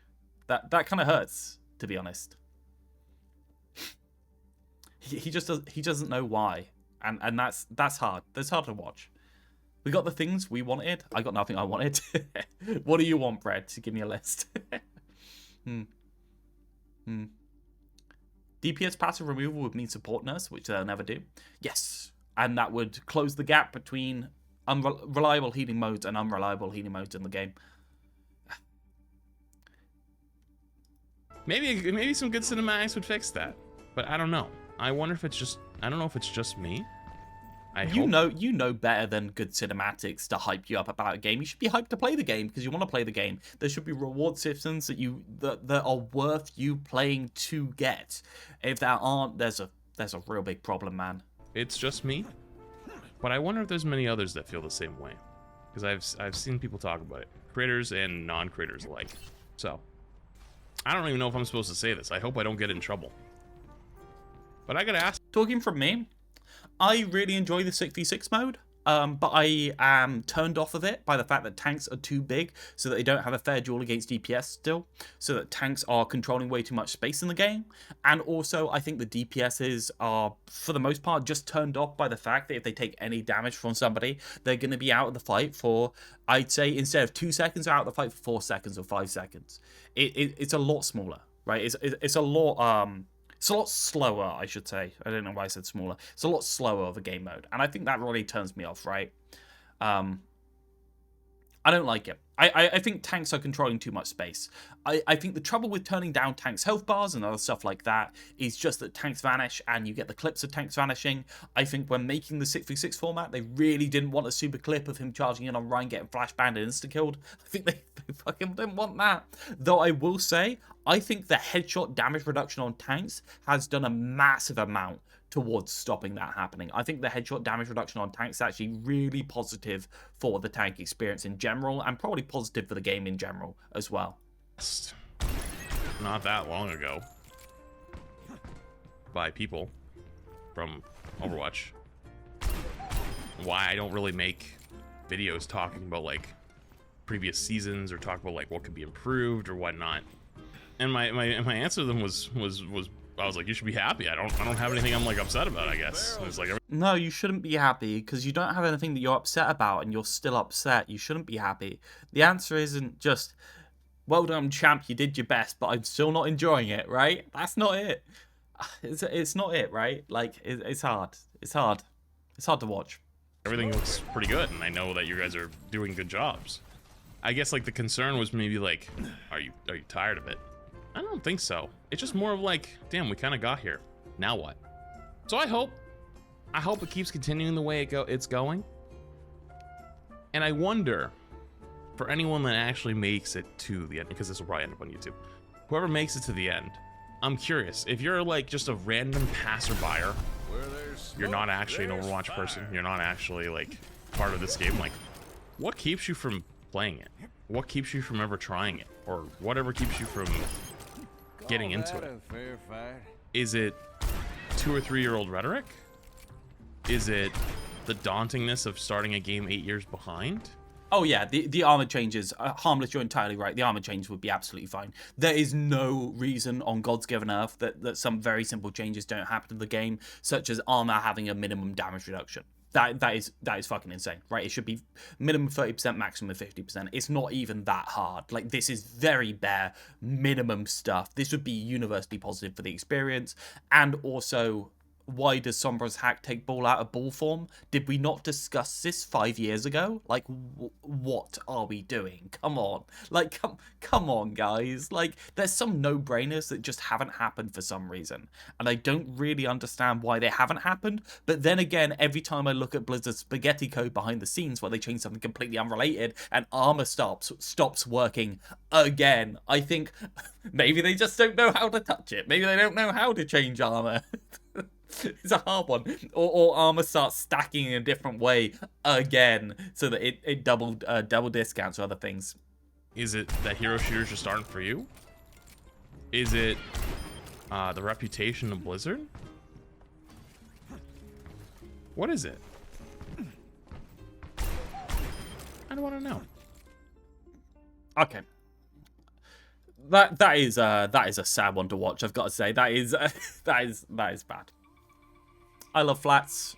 I think he's a very kind soul. I think he's a very good person for the community in general. I think he's actually the only person that is a content creator for Overwatch that actually talks to non-Overwatch audiences in a healthy way.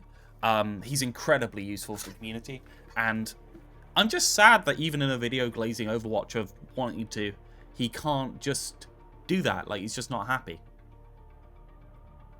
Do you want your ADHD candy? There you go. Here's your ADHD candy. Oh, whoa! That's a good skin.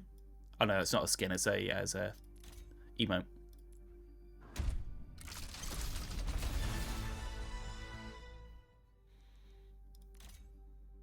Yeah, Brett, I think you're kind of wrong there. Discord and Anti are not problematic. They are good enough. They don't do anything.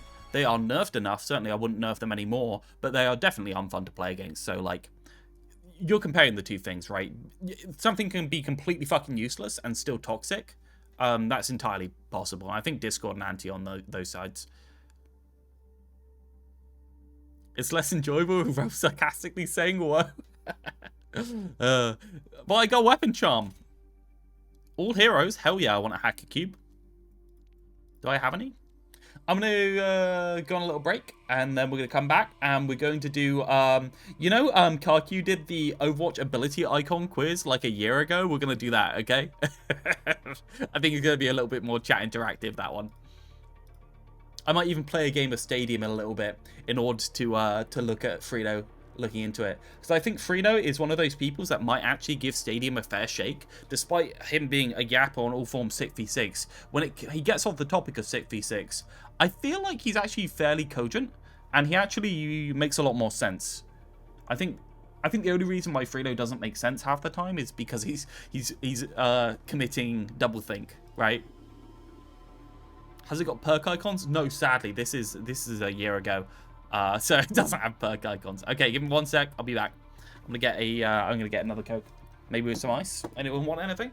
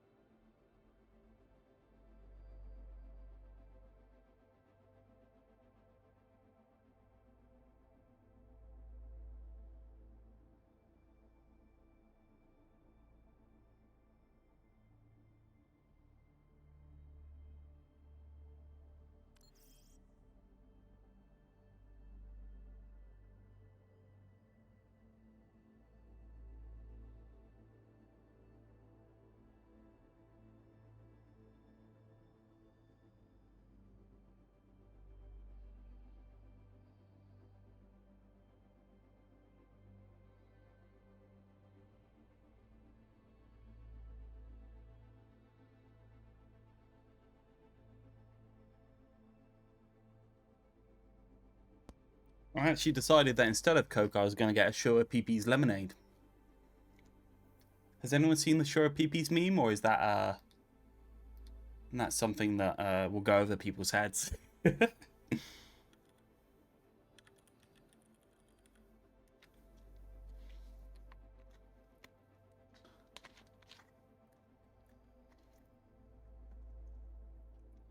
This is an excellent joke, okay? This is an excellent joke. You guys gonna laugh so much, right? So this is Schweppes, right? Schweppes. But I'm gonna guess this is actually the right thing. What the hell? That is not the right one. Man, YouTube algorithms are awful. Okay, I'm not gonna be able to show you. It's just somebody saying it wrong. I'm gonna be honest. Sorry. It's a joke for me, not you guys. Anyway. So you're used to calling it Schweppes? Start calling it Shura PP, see if people get annoyed. It's so funny, man. It's so funny. You want some Shura PPs? Right. So, we were doing a little quiz. Hey guys, let's do a quiz. Go on. I saw this and it was on the recommend and I was like, you know what? This is probably quite a good one. I haven't seen it before. But it looks like I skipped it. It looks like what is the hero icon? Right. Yeah, I'll go ahead. Oh, stop it. What the heck is this? Why are you on 2x speed? No. Good evening, everybody. We're Yeah, gonna no be doing cheating. the ability Look it up. quiz, but this is not Aspen. Why is J3 here? I'm Boger, the Life Fever guy, also the Winston guy, and also Bulgarian. My This name is is last Aspen. year at I the- play the support Dev in Me Up. Overwatch, and I'm pretty cool, pretty cringe sometimes, but that's what makes me me. Yeah, I'm Toniki. I'm a Spanish streamer. Maybe my English sucks. You will get used to it. I'm Gavin Winter. I'm a systems designer on I've seen it. Overwatch. Ah. I'm SVB. I make some Overwatch content, and I'm here with my buddy CarQ to lose real hard on the ability guessing quiz. Welcome. In this game, contestants will be shown an ability icon like this. If they can guess the hero it belongs to, like Fuck you, it's such Ana, great that's content 1 brain. point. If they guess the exact ability name, so not Bionade, not Anti-Nade, but Biotic Grenade, that's 2 points. So each Oh, icon piss is off. worth 3 points total. The contestants were shown 7 different icons for a maximum of 21 points for today's game. Let's see how they did. Round 1. This is ability number 1. Oh my god! So some sort of circle I'm- spinning going on. I I'll don't leave it immediately for a second, recognize not it, I to must not to lead you in a confess. direction. We are starting with a hard one. Reinhardt 5 strike. Reinhardt 5 strike. Lock No! it in. It's not a support. It's probably a roll? tanker. Yeah, yeah, it's gotta be combat roll, right? Holy cow! What is this? It's not Fire Strike. Fire Strike's round, but it's like an arc like that, isn't it? 5 strike, Reinhardt. Locking it in? Yeah. Cut a lot. combat roll, out yeah. of me thinking about this. No, Holy Flea, you gotta be cow. right. The spin of it makes These me people think play the game? like Wrecking Ball, but it's not Wrecking Ball. Oh, is Oh. it? No, it's It makes you think of Wrecking Ball. What are you on about? not deflect. But it looks like it's like circling back, It's not deflect. which makes me think it's deflect. If it's one of the What? original heroes or one of the early heroes, then it's something that they got added later because I don't recognize this at all. It's got. I'm not be, gonna okay, look up the Fire Strike one to compare it because it might turn up later, or maybe I will. You know what? That can't be Hanzo Dragon. Hanzo Dragon. Oh wow, it can be combat roll. Casual Dragon. combat What? roll. I don't What think is it's wrong with Hondo's lead. people? Or Wrecking Ball. Wrecking Ball's what ability? I don't think he has an ability like that. Why'd you say Wrecking Ball? Oh, it could be. No, I thought Swift Step there for a second for Kiriko. Genji deflect. I don't know if I can- Let's think of the new heroes who it could be. Could it be Life Fever? I don't think so. Could it be Iliari? No. Yeah, it's a smaller arc, right? It's like this. That's Fire Strike, right? Is it not? What? Overwatch. Okay, Overwatch Reinhardt. I'm ruining the game. That's Fire Strike. Will the fandom wiki have the correct logos? That's the question we got to ask. Yeah, Fire Strike. I guess I can see how people have mistook it, but like this clearly, like, it's meant to go down, and then that's clearly a roll at the bottom, right? I don't think so. Could it be Mauga? I don't think so. I feel like it's hero I don't know play. every That's icon. why I can't pin it immediately. Frame rot. The iconography makes me think about something somewhat animalistic. I don't think I'm gonna get this one. Oh, you went hard with these ones. No comment. I don't think I have it. Let's go with Kiriko Swift Step. I'm gonna go with Tracer Recall. That is Cassidy's combat role. We're off to a great start because I think they only get harder from here. I'm thinking too hard. She had the option to pick GeoGuessr or this, and this is what we're left with. Round 1. Score. Round 2. I kind of get the misunderstanding for Fire Strike, but like clearly it went around at the bottom. Oh, that's Inspire. That's an easy one. Got off to a great start, No, but that's okay. That was a bad start. Ready? Number 2. We're gonna pop off now. Oh, that's the next one? Is it called Inspire? This is Brigitte. This is Brigitte's passive. See, I know or some Baptist things. Shift. This is either Brig or Bap. Support. 1 point. Support 1 point. The role isn't a point, unfortunately. You gotta give me a hero. Why does she It has keep a getting plus, them wrong? So it's probably She healing, plays this so it's video probably game. Support. Okay, it's not Life Weaver, it's not Mercy. I don't think it's Larry either. I don't think it's Bap's Regenerative Burst, which makes me think this is Brig's Inspire, is my initial gut instinct. You play support. Isn't Regen Burst got like a circle around it? 1 sec. Let's get Baptiste. It's definitely got a circle around it, right? Like bum bum bum bum bum bum bum bum bum. Yeah, Regen Burst.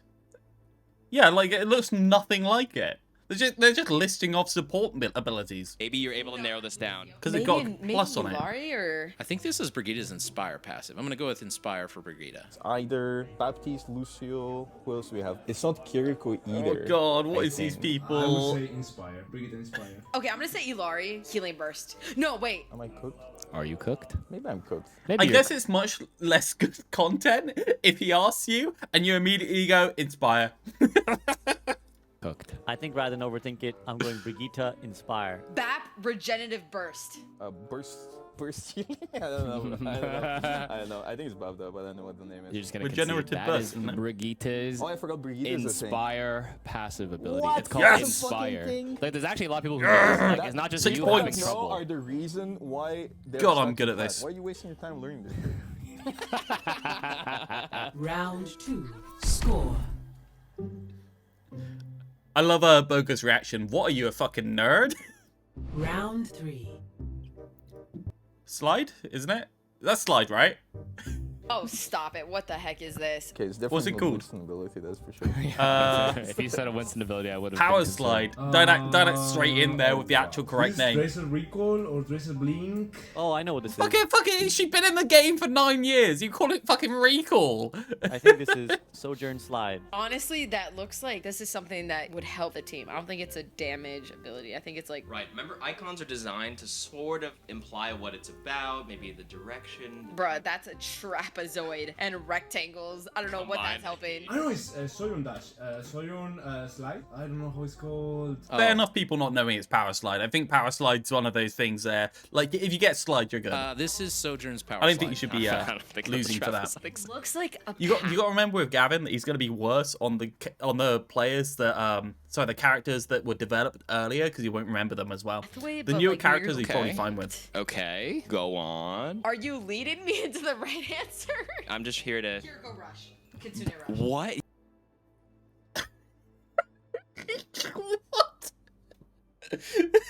What? What?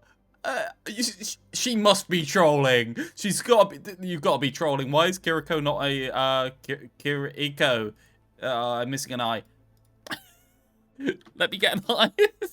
She's got to be trolling, right? She's got to be trolling. No, no way, no way, no way, no way in hell, no way in hell, guys. Surely not. It looks foxy. You play the two Kiriko. is. There's I two eyes cannot there. believe you just said it's Kiriko Rush. I feel like it's Dash and Life Weaver. Rejuvenating Dash. Yeah, fuck it, I'll go with that. Imagine like 2 eyes like this. At that angle, it's a fox head. No, have your editor draw 2 eyes on boom, boom, boom, boom, and have like twist it so it looks like a fox head, if you know what I mean. You got 100% trolling. She has to be. I mean, yeah. She's merely pretending to be stupid, right? Like, got you. I'm not stupid. You just fell for me pretending. For Sojourn, but is not. Oh, just... sorry. So can I say the name? Because you haven't said it yet. Okay, I mean, I don't even know what fucking name. I don't know. Okay, what is? I'm gonna go with Augmented Slide. No. What is it? This is Sojourn's Power Slide. Didac, your brain's cooked, You man. did it. You weren't Absolutely cooked. Bracket, I did not. Round 3. Okay. Score. Round 4. Okay, I got the next one. Next one. Yeah, I'm locked in. All right, go ahead. Recall? Is that recall? I'm unsure about this one, right? Like, it's so obvious. Like, I see the logo and I'm like, awkward chuckle, like, oh shit. It's gotta be, right? Bro, wait. So it's gonna be a movement ability. Oh, jeez. I said, like, he wouldn't remember the ones that were from ages ago, right? That? No way. I never seen that before. It's impossible. I'm thinking. To be fair, there are a lot of just arrows in the game, aren't there? like Hanzo. I don't think it's Hanzo Jump. I don't know what character has a sidestep like this. Oh, I know this one as well. I think this actually is. I'm not gonna lock it in just yet, but I actually think this is Tracer's Recall. If I have to go through the characters and think about it, right? Kind of reminds me, like, this arrow goes left side, right? My first instinct... Well, it's pretty obvious. Like, those are meant to be the blinks, right? So you're meant to be going back along the blink path. I feel like it kind of sucks that Tracer doesn't have more of a visual flair of going back along the blink path in the game, don't you think, guys? Wouldn't it be cooler if she actually had, like, at least a bright tracer as to where she's going instead of literally blinking out of existence and back into existence? I think that would be better. It's like Tracer Recall, right? That's my POV. Maybe I'm cooked. This My is lemonade one I almost feel fell. super uncertain about. I feel like I'm getting baited by the turn in it. Sometimes I just know I kind of don't know, so I'm just gonna probably have to guess. Look, that's maybe there was a reason for it being removed. I don't know. Because, you know, there's an arrow back, right? So that's my point. I think maybe I should think more about my choices and not look in instantly, right? Yeah, she's got just a blue trace, but, like, you'd thought it would be like snapshots of her as she goes back. I don't know. I feel like the VFX aren't quite as pretty as they could be. If Weaver rejuvenated dash. Final answer. I mean, again, arrow means movement ability, most likely. Will that look bad if it's a support one? It probably would. It's points to your health bar? Yeah, okay. points to my health bar. Wait, we're onto something. We are? Or Winston Jump. Oh, why is it Winston Jump? Can we get some yappers in the chat? Do you have a yap emote? There's too many. Does anyone get it? I actually think this is one of the hardest ones I've done because I think there's so little in this icon. Because you weren't at the company when it was made. I'm just gonna go with Tracer's Blink. I'm gonna say Sombra. The thing that translocates back. What's the name of that ability? We need a guess in here. The thing that I would say translocates back. Winston Jump. Final answer? Yeah, Winston. Bro, you literally just said you translocate back. It's called a translocator. It's Yeah, at least you haven't got the right hero. Yeah, but that's not what this icon is. 1 point. No, it's not the translocator. Okay, but like I was also making fun of you struggling. Yeah, So that's You know what? Fuck it. Tracer Recall. Hey! 3 points. Wait, he's cooking. I'm back. He's We're so actually back, so baby. back. We're so He's back. actually so back. Oh, Can we get know. SPV's face on Flats's? On that one, this is Tracer Recall. You yapped so long. You literally said, I think it's Tracer Recall, and you spent 10 minutes. Round 4. Score. Bogra and Aspen on 0. How do you get 0, man? Like, you don't even get the hero. Like, you just got a good chance of getting a hero by random chance. Just roll a dice. Round 5. I don't know this one. I'll be honest. I don't know this one. Oh, Xiao. Of course it's Xiao. Yeah. I'd probably lose that one, to be fair, though. I didn't play much Junker Queen. Interesting. I've seen this one recently. Oh, what is this? I remember. I know this. It was one of those that I don't recognize it, not that I can play. Like, I know what it is and I can't place it, if you get what I mean. I know this. It's not Bubble. Yeah, I'm trying to Commanding Shout. think. Bubble? It's not Bubble. Is this Lucio Sound Blast thing? Soundwave? Fair enough to the one name? this one. I think I know this one too. This No more this complaining. is definitely Junker Queen. But it kind of reminds me of Sigma's Queen. kinetic grasp. It's an ability that has like a pulsing, like a effect that kind of. No idea. I guess I am fucked. It's not a very good logo, is it, this one? I mean, for a shout, it's not... Jodido. Yeah, Jodido. Soundwaves. It's not particularly it's not particularly inspiring as a logo. Brigita something, I don't know. Lucio's...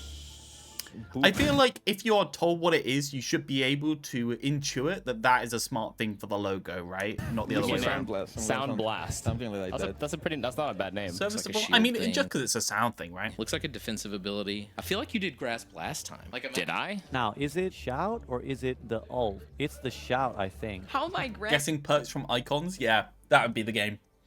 That would be the holy shit, what are you doing with your design kind of game. Master and not know what these are.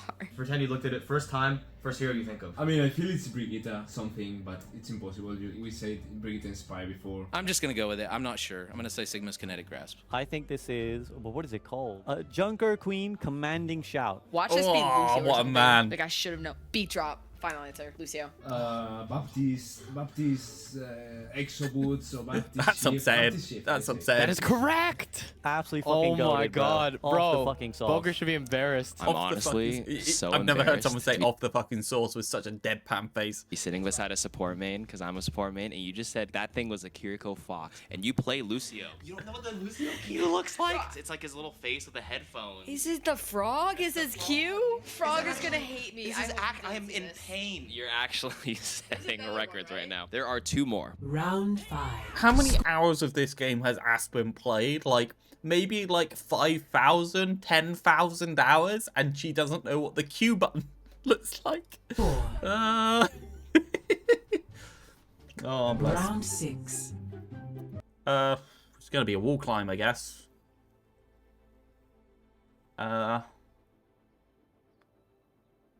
Maybe it's just generic wall climb. I got these ones. 2 left. Yeah, I got this. All right, go ahead. This will be easy. Kiriko wall climb? Kiriko, I think Kiriko and Hanzo might have the same logo. It's definitely the Japanese people. Yeah, Val, it's definitely the Japanese.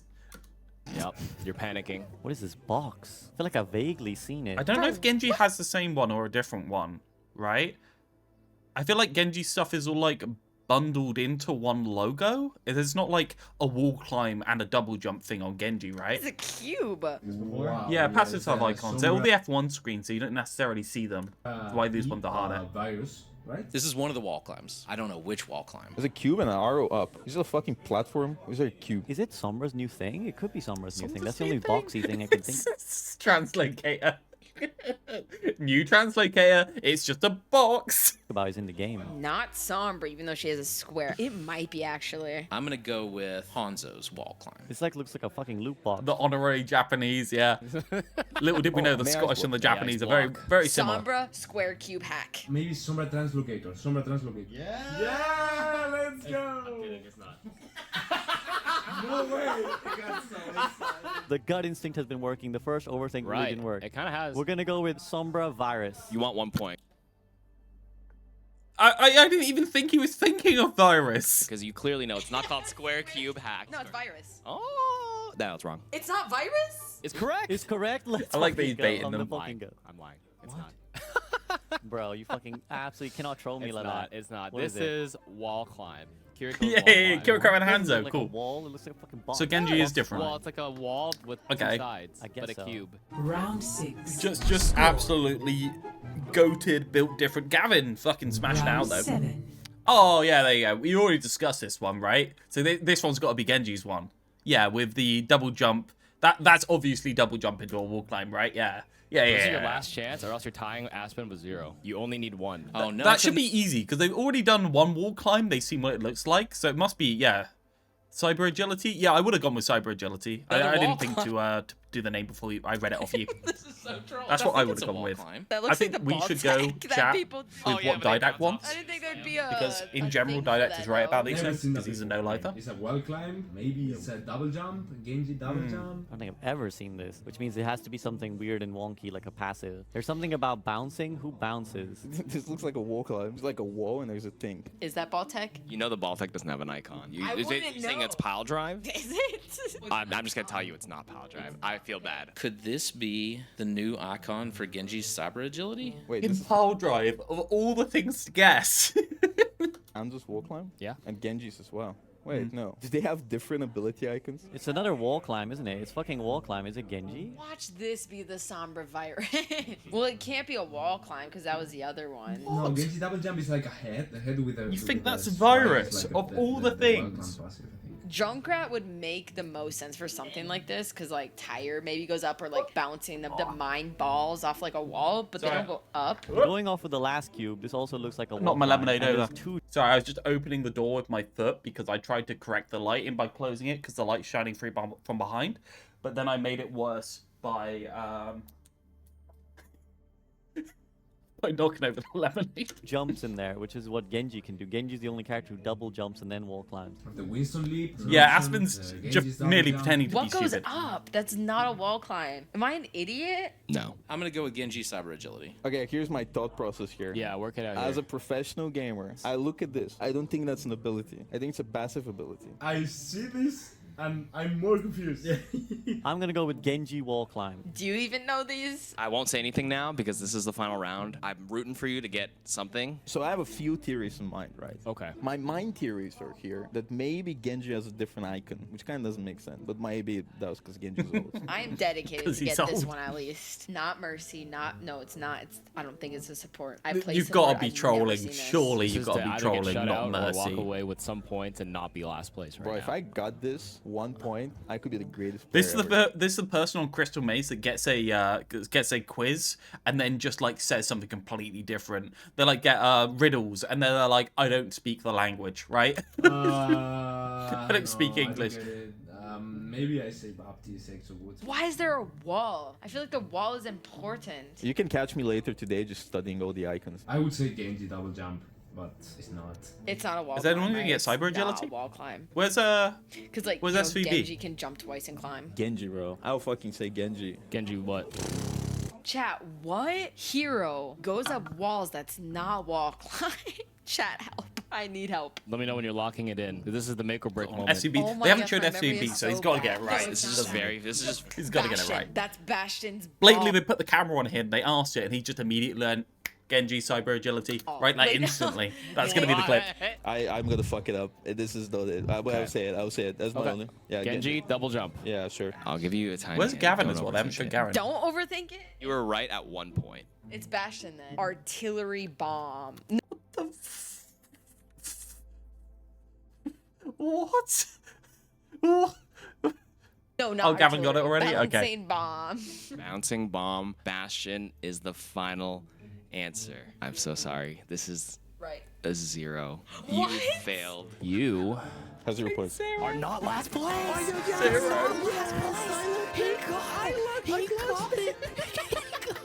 You got 1 point. I got 1 point. You got Is 1 it wall point. climb? This is the icon for his passive. It is wall climb plus double jump together, and it's called cyber agility. This I icon didn't is see what actually he quite guessed. intuitive. It looks like 2 jumps into a wall climb, right? Yeah, this one's much better So than that the is other one. indeed what it is. To be fair, I think they had the same wall climb icon for Genji for a long time, but I went to the Overwatch 2 site, and this is Really? the They replacement. The Overwatch wiki doesn't even have this updated. This is on the official Overwatch site. They gave them this icon at some point, probably during Overwatch. Yeah, it must have been you. I definitely remember this from the tab screen. I would have guessed it based off of the logo. I think it's a better logo than the last one, definitely. Overwatch 2. Finals. Fucking 0. 0. Shit. Oh man. Second place. You're second Do place. you think Aspen plays the game? Oh. Got logged back in. I've been logged out. I've been gone too long. When they changed the original Hog primary sound, were you a little confused or no? The original Hog primary sound? What do you mean changed it? Like when Overwatch 2 launched, or? She has to be rage baiting, right? Like she has to be. It is definitely her brand to fail completely at that. I've got to say, maybe she's just a method actor, right? What do you mean, little confused? Why would I be confused? Well, that certainly was a thing. That's some good stuff. Where are we now? Stylosa made another bait video. I want to look at Frito's stadium video. I might just play around a stadium to see, does anyone have a good build for stadium that they want me to try? I guess that's the main thing. I know Realth playing the video game is not something anyone wants to see, but you know. Coaching, yes. You can break up with a bit of coaching.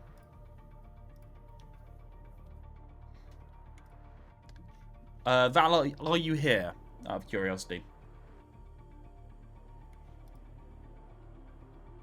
Val posted Val DM'd me with a code and failed to put the code in the code. Is this for live? I can't remember what you redeemed, to be quite honest. A wrist fly. Did they patch Juno Broken Torpedoes build? Dunno. I'm willing to give that a try. Firestrike build is neat.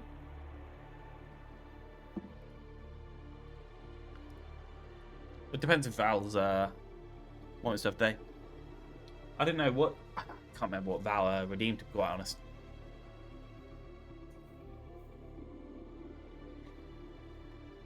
One-shot Firestrike is fun.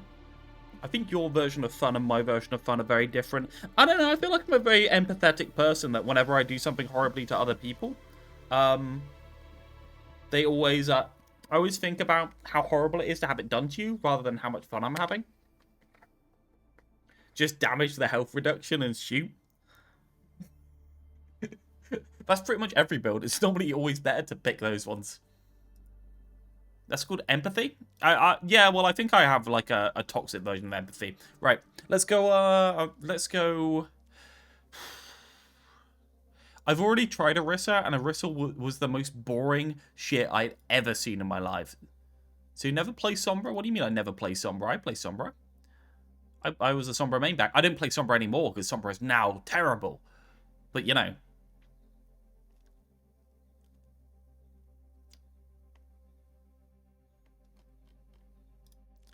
Forgot the code. What did you redeem? Was it just a VOD for you or like a long read? You know, I'm just gonna queue for I'm gonna queue for a Reinhardt game. I'm gonna queue for Reinhardt, okay?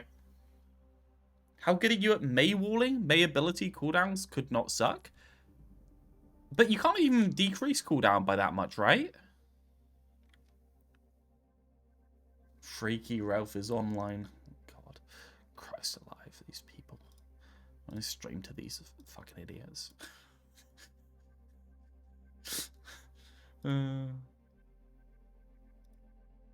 Getting one shot by Firestrike is fair. If you get hit, it's mostly your fault. Okay.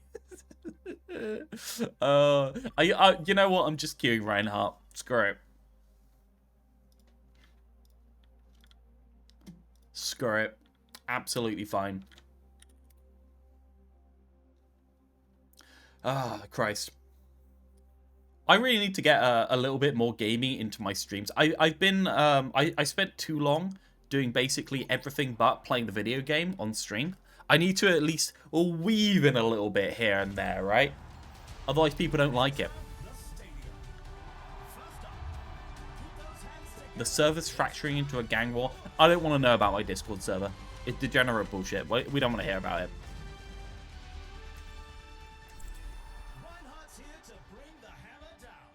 Even with the increased from ability power, health scales quicker than you can scale damage, so it doesn't one-shot that often in my experience. Depends if the people that you're playing against are bronze.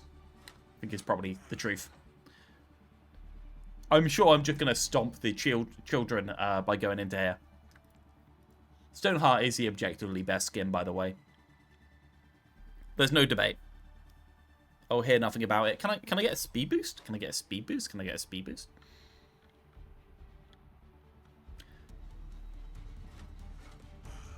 It's nearly time to start the game, and the crowd couldn't be more excited. Self-healing build with shield. Okay, so I'm torn between the Firestrike and the shield build. Okay. The teams are gearing up. Every choice is crucial. Dido, do you want to take the wheel? Playing 5v5, yeah, it is. It's a bit sad. No? Shit. Okay, barrier field. Allies within 5 meters are healed 1% of your max life every 1 second. You heal 50% of the damage it mitigates and gain movement speed.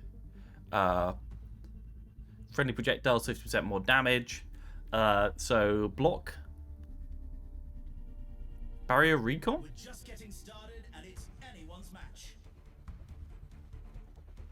I think I'm going to choose the healing one. Nah, fuck it. Damage. Charge Earth Shatter Firestrike? What actually improves your shield? Is there anything you can get to improve your shield? Surely there must be something. Damage now, healing later. Yes. I don't know if this works. Screw it. Just press buttons. Screw it. No, I don't want that one. I want that one instead. Lifesteal. Okay. Yeah, still 1,500. Is there anything you can get to and change it? Why is Reinhardt from center? Surely it would be better for basically all the characters to have a centered perspective, right? Why are other characters not centered? I assumed it was something to do with what they actually could do and not anything else. Healing! Oh no, we're not healing, we're damaging. Oh, they just walked him. Died. Whoop. I failed. Junker Queen. Okay, well, that's the first one. This should be pretty easy. I'll be honest, I should stomp them.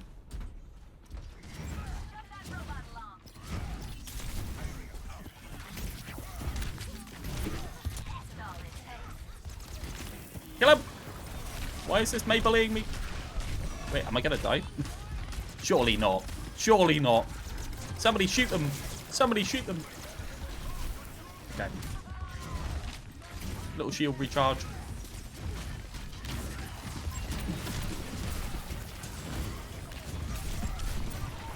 Oh, I almost grabbed her.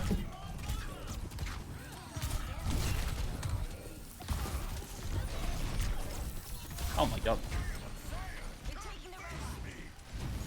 How long do you stay in that fireball? Fireball, ice ball. Okay. We chill out for a bit.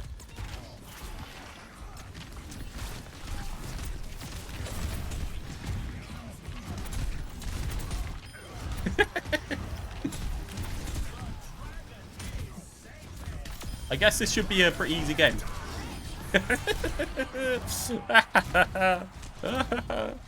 Hold their spawn! Hold their spawn doors!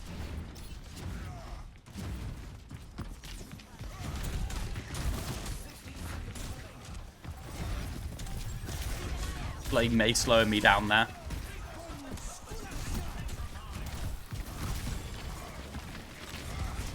Surely... Oh, how do I not pin somebody there? I got 2 hits on the way back. Let me just do that. That's a lot better. Can't do third person, just feels wrong. Yeah, Ryan feels so much worse in third person, right?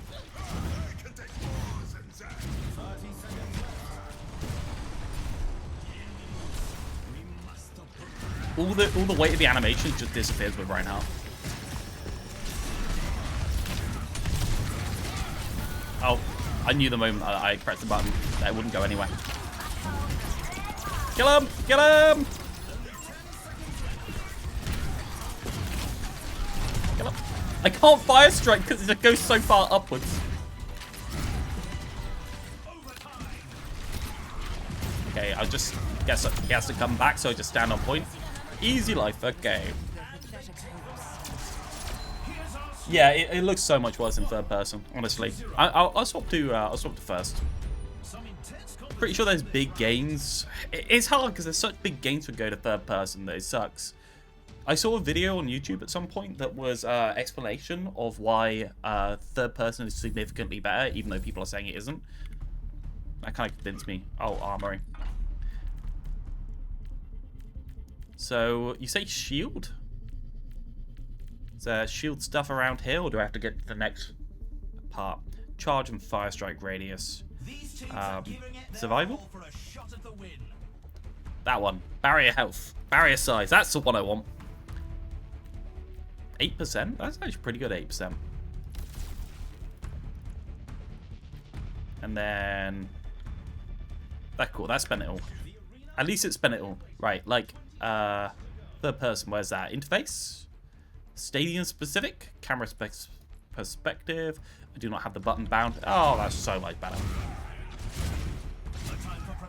We just playing Stadium to be objective when playing about it? Well, yeah, like, I'll be honest, there's a certain amount of fun to be found in these modes, and I think most of it is just stomping on people.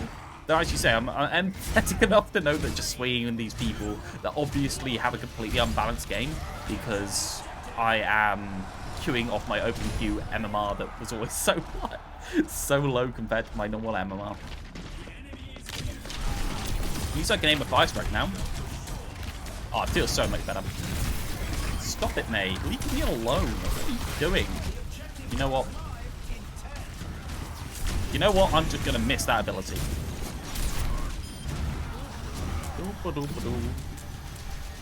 Easy game. I love how the ability looks here. It's so pretty. It's clearly made for PvE. Megamon's got the best stadium take.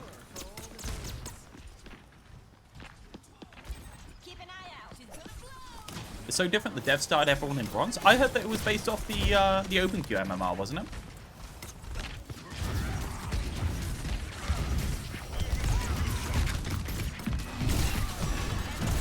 I love my Moria just walking into the Drunken Queen there.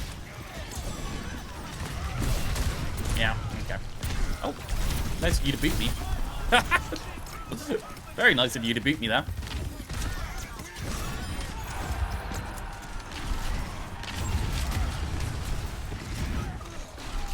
Yay!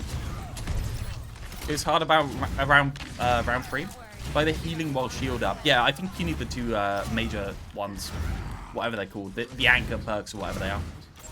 I think Stadium will be dead in 1 month. From the player-based numbers, I think it might be. Which will leave them in a really weird spot, given that the mode entirely was based around adding new characters, right? That will leave them in a very weird spot. If that does happen. Kill them all! Nope. Nope, that's just my team. Oh, I got pushed into it. Thank you. Oh, Jesus Christ. My Kiri is obviously intelligent. Die! Why is Lucio not dead?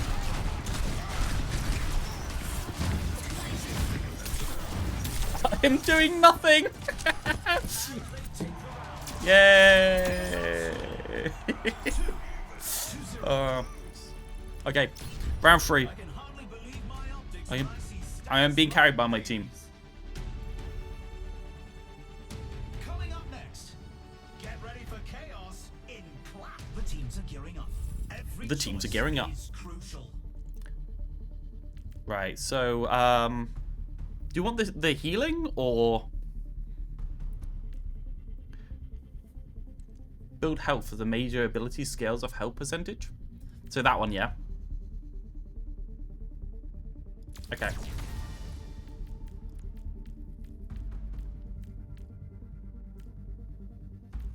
Armor and health. There's a lot of shields. Crouching increases the height of your next jump by 200%. Jesus Christ. Charge cleanses, nobody cares.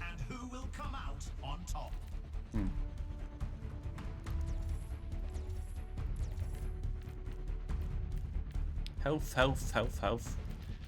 Where's the is that a percentage scaling one here? Only 20 seconds left until we kick Final blow reveals. Revive instead of 200 health.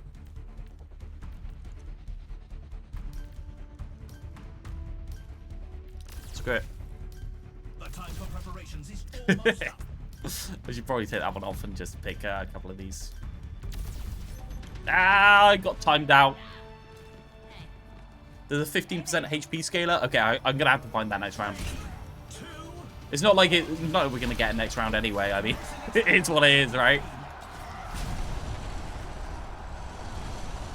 Oh, that shield is so much larger.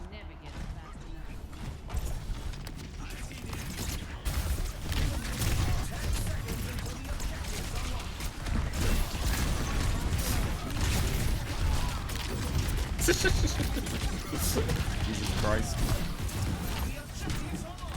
Okay, jump the queen. Just keep hitting him. He will die eventually if I just keep hitting him. Bye, Kiriko. You might mercy rule the game. I think we're going to. I think we're just going to win the first 3 rounds. They look like bots. They're just like wandering out arbitrarily in random directions. Now you can't die as long as you have shield. Yeah, fair.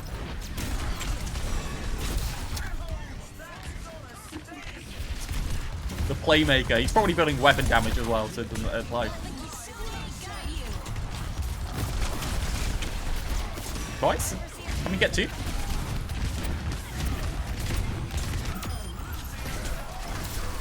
Well, doesn't matter if I'm bad. Oh, the boot! The players.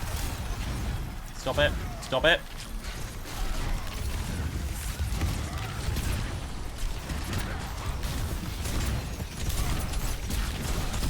You say I can't die as long as I have shield. I mean, I guess I can still.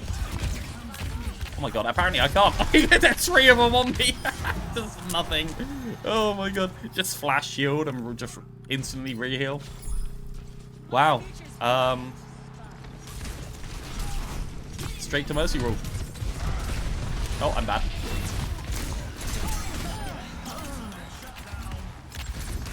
Just heal my team. A little bit of healing. Stop that. He's just break shield. Okay. Am I enjoying myself? I don't know. How much healing? 1,000? Moira's only done 4k and I've done 1k with just this round. Alright. I can't aim.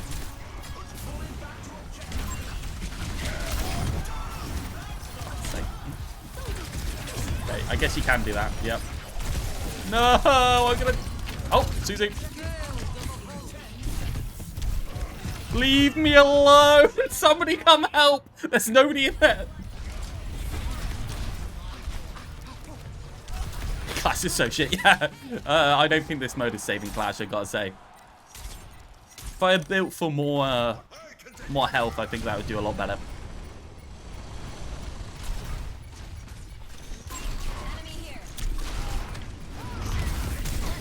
Oh, I can't quite get it. Oh, that's lost because... Oh, sorry, it's a loss because it's Clash. Remember, guys, we were playing Clash, which is a trash game mode.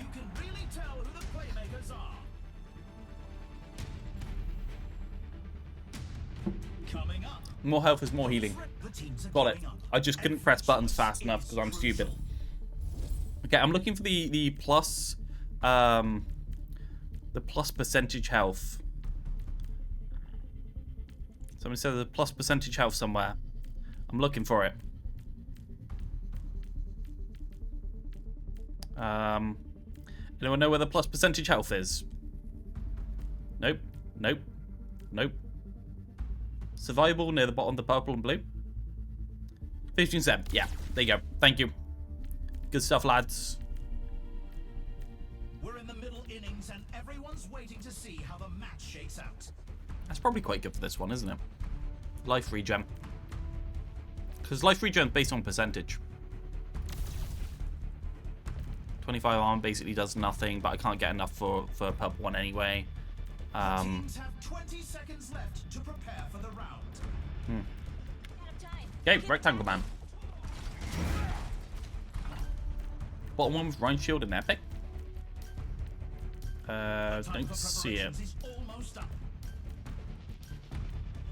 Nope, we're going with this. Now on 1,100 fucking health. Okay. Lovely stuff. Sorry guys, we're apparently playing one more round.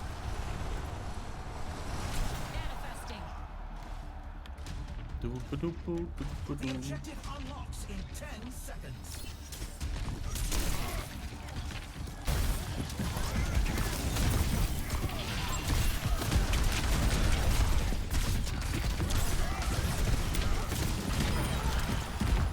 Okay, well, we're good now. I'm just gonna stabilize a little bit. Can he just ult indefinitely now?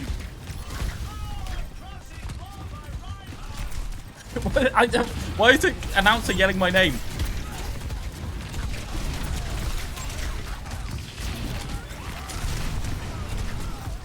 Oh, I got a pin. Oh, I wanted to green. I should have just shielded. I could have survived an extra 20 seconds.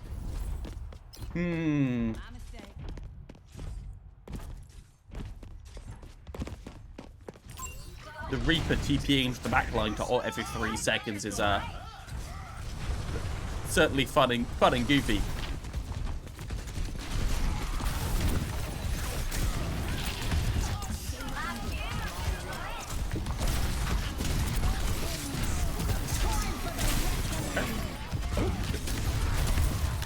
The fucking 2 boots!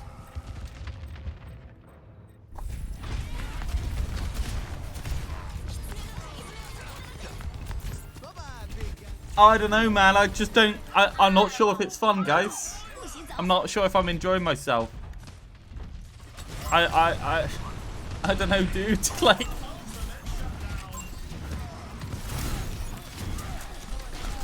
I'm enjoying myself.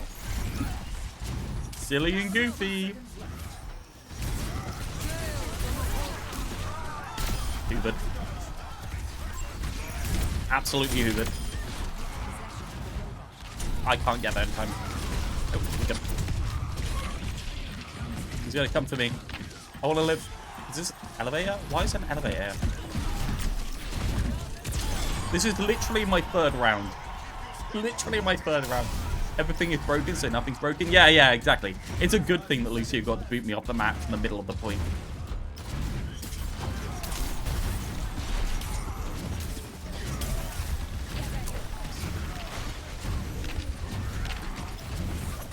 Someone behind, right?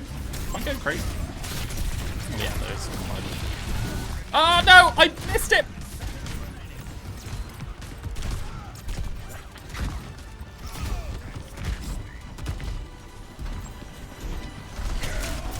Stop. Stop. Leave me alone. I just want to live on... I just want to live. Leave me alone. Lost? I'm touched... Oh, they stole the bot away from the point. Shit. I don't think it's working, guys. Can I change the anchors? Lucio is fucking up the backline. We should play tighter. Yeah, well, I've got a shield that increases the damage you do, so you should stand behind the shield. Healing for the damage it mitigates is probably the one, right? Can't change powers. So basically, I can't counter swap even if I wanted to. Silly and goofy, both of those things.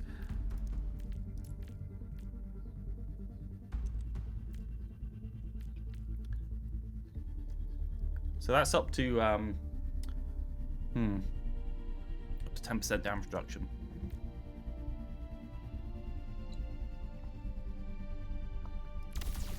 Can't be that one, right? That one's pretty good though. Can I sacrifice things in order to get this one? Numbers are a bit awkward. Eh. These teams are giving it their all for a shot at the win.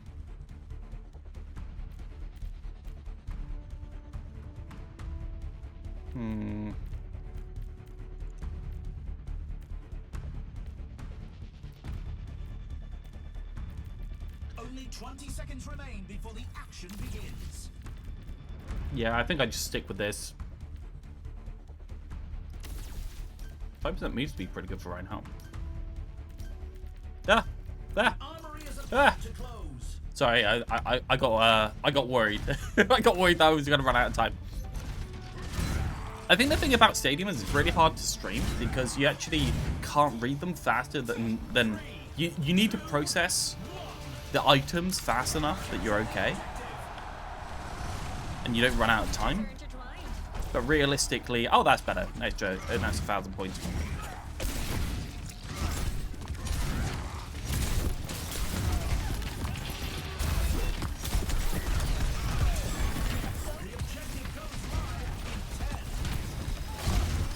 Okay, well. Reddit Lucio on the backline. Thoughts on this map? Oh, it seems fine. I mean, domination, it's nice to have a lot of cover on point. I think it's a little, I don't know, it's a little one-dimensional, but like as a catch point map, it seems to function perfectly fine.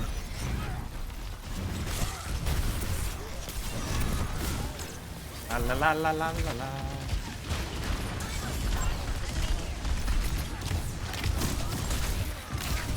Shoot him! Shoot him!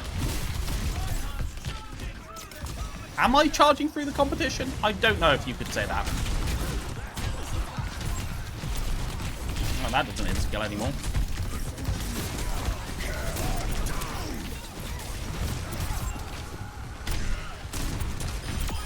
Oh, well, I got a kill. The left click melee cancel. Let's just hide behind him. Whoop, whoop, whoop. I'm going this way. Whoop, whoop, whoop, whoop, whoop. Whoop, whoop. No, I'm going this way. Whoop, whoop, whoop. I'm going this way. Whoop. Oh, I thought the Moira would go this way. Okay. I guess I'll just heal up by holding my shield. Am I having fun? What is this Reaper, man? Come on, Hoover. Yeah, Hoover. I knew I'd get the Hoover.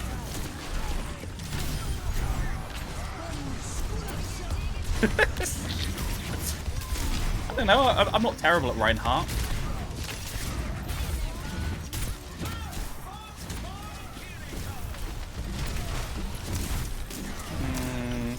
The Shatter's really good for survivability, right? I'm almost there. I'm out. I'm out. I'm not out. Oh, he just dodged it. I'm just bad. Stop! Stop doing that!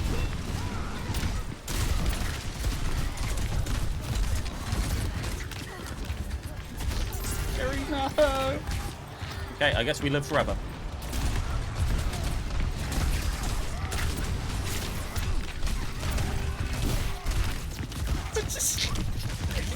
Leave me alone! Leave me alone!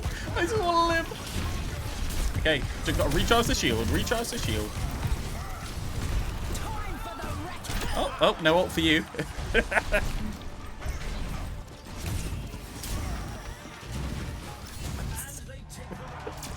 Okay. You know what? I like the playstyle of Rein shielding.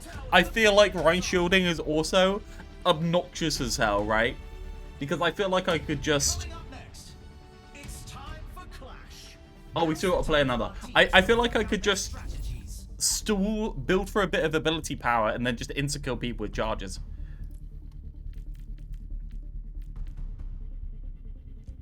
Maybe I should just go for... Okay, let's get rid of the bad ones. I mean, the movement speed's not actually that bad. Is there movement speed one anywhere?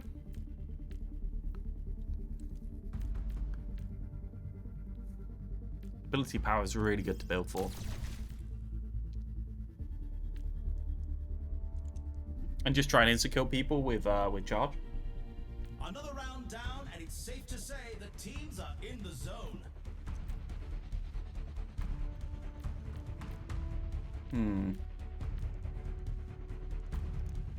So worth removing this and just going for the full. Yeah, it's probably just worth going for the full. Instead of building for anything interesting, I guess we just build for yeah, I guess we just get 20% and get an extra 50% faster regen, since that's all we're doing. The armory is closing shortly. God. There's a weapon rare gives you 10 movement speed and attack speed. Okay, maybe that's an option. 3, 2, 1. It's so hard to find your way around. I think that's the thing. Like, am I enjoying scrambling to get a build? I feel like I'd probably enjoy it a little bit more if I wasn't actively streaming at the same time, I guess. Maybe it'd be better. Leave me alone, leave me alone, leave me alone. Did he just vanish? How much damage do we have behind us?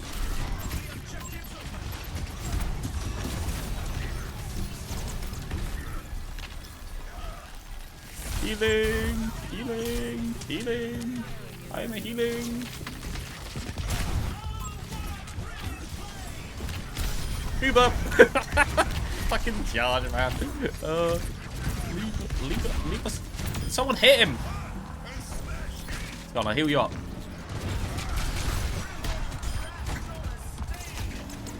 For God's sake. Shoot him! Shoot him! Shoot him! The Reaper's trolling. Yeah, the Reaper's built a build for Beyblade. And I'm like, he's just TPing in on cooldown, doing nothing, and then dying.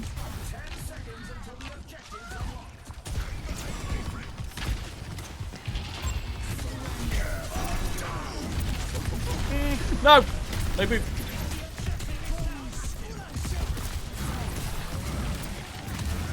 Got a shield in order to build myself. I need armor. I need armor back.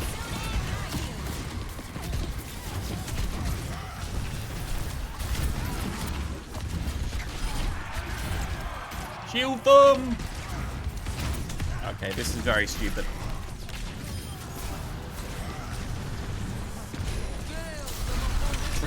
TPing in. No, Reaper, no, don't do it. How did they die to the coalescence? Nothing's happening, or how are they dying? I'm gonna get frozen because I got booped back into it. Ah! Okay, I guess I'm alive.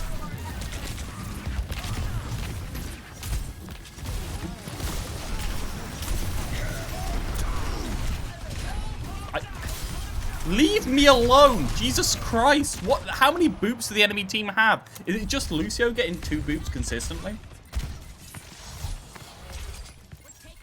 You can't charge anything. It's just pure luck because there's 50 million boops in the game. Which isn't the worst thing I've ever seen, but still... I do struggle to call it fun.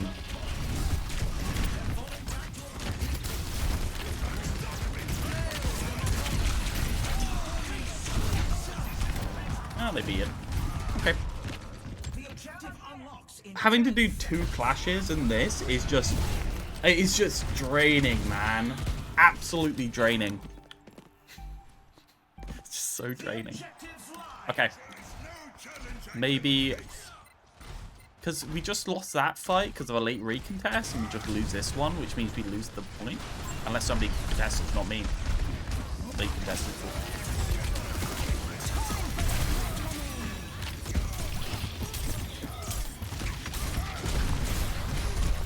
Oh, I thought that would get him.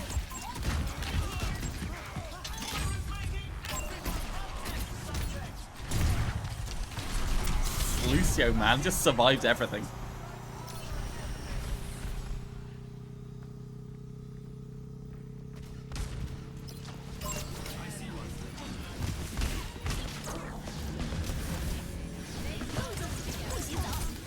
No, it's 3 miles wide.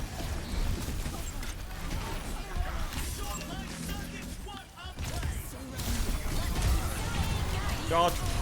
Oh, just dies. Do I get ult charge from healing? I guess I do. Yay! I don't know, dude.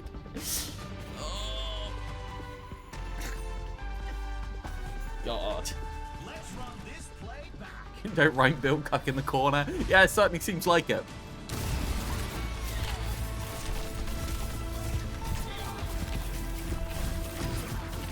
He's actually just doing so much damage.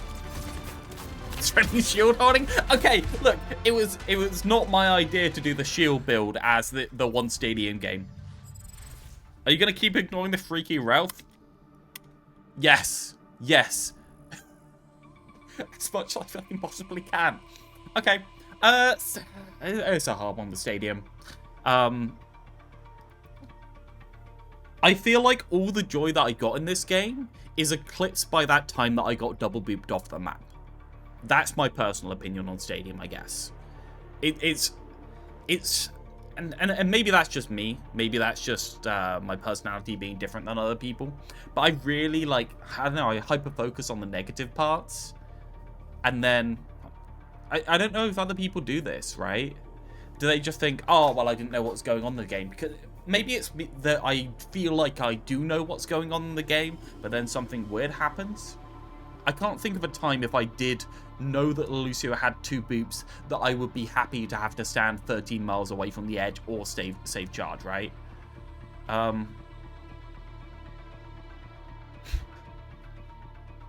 I just roll with it and enjoy. Yeah, I'm sure most people do. It's just one of those things, like, when those things happen, it takes away all the fun of doing stuff to other people. Anyway, let's go and do Frito. Let's go and do Frito.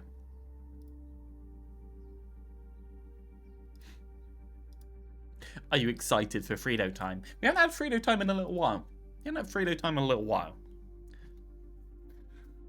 The state and future of Stadium is going to be an interesting one. This was released 3 days ago.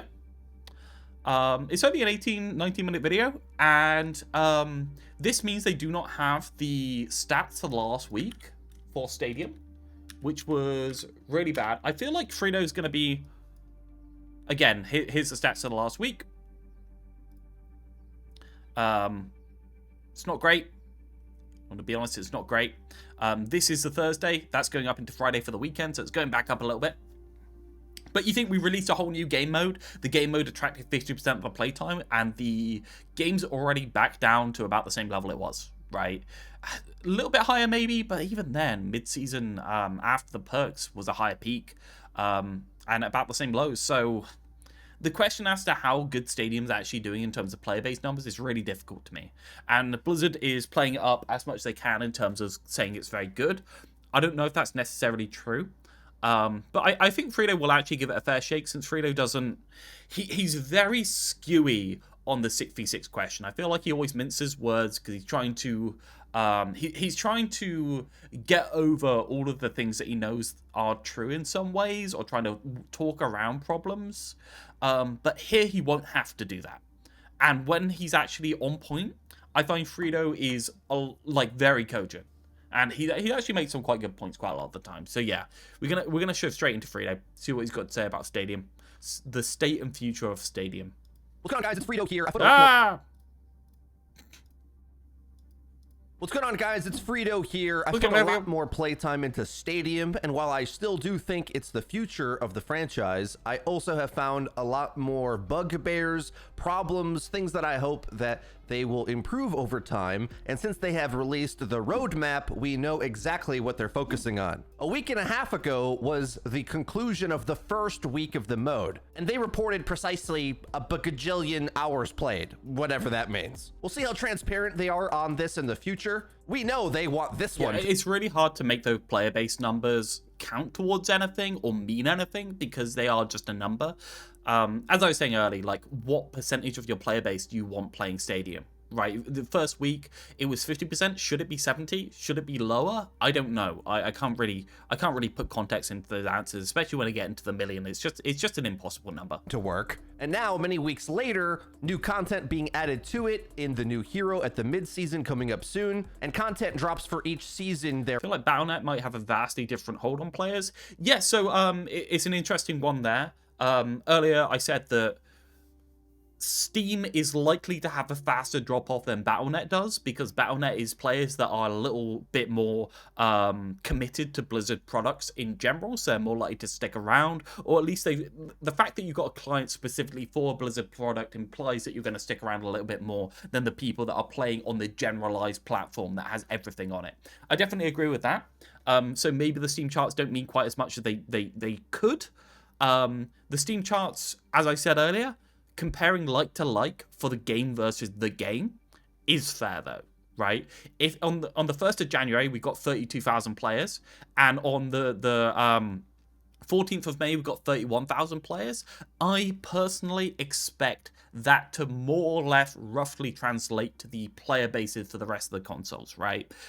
Like, maybe there's a little bit less attenuation for console, but for the majority, I think as long as you compare Steam to Steam, you're more or less okay. Thereafter, we'll track the health of the mode over time, and my assessment is that it's healthy enough. I'm not sure it's setting the world on fire with overwhelming praise, but it's just yet another way to actually play Overwatch. Not quite the PvE game that could have broke the internet, but certainly a standalone pillar that's distinctly separate from the more esports-minded competitive game of the main game. I've been tracking a lot of feedback on the internet about Stadium, as well as developing my own thoughts over time, kind of falling in love and out of love with the mode at different points.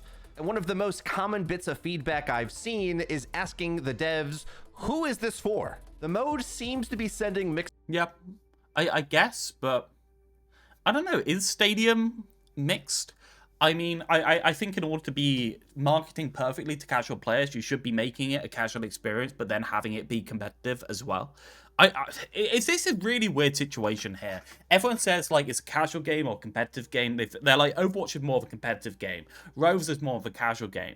But I think that both types of thing can be balanced at the same time and also complement each other really, really well, because casuals have a reason to be able to rank up, and there's no point being a whale or being good at a game unless there's a massive amount of casuals below you, right? So you need to do both at the same time in order for a game to be successful.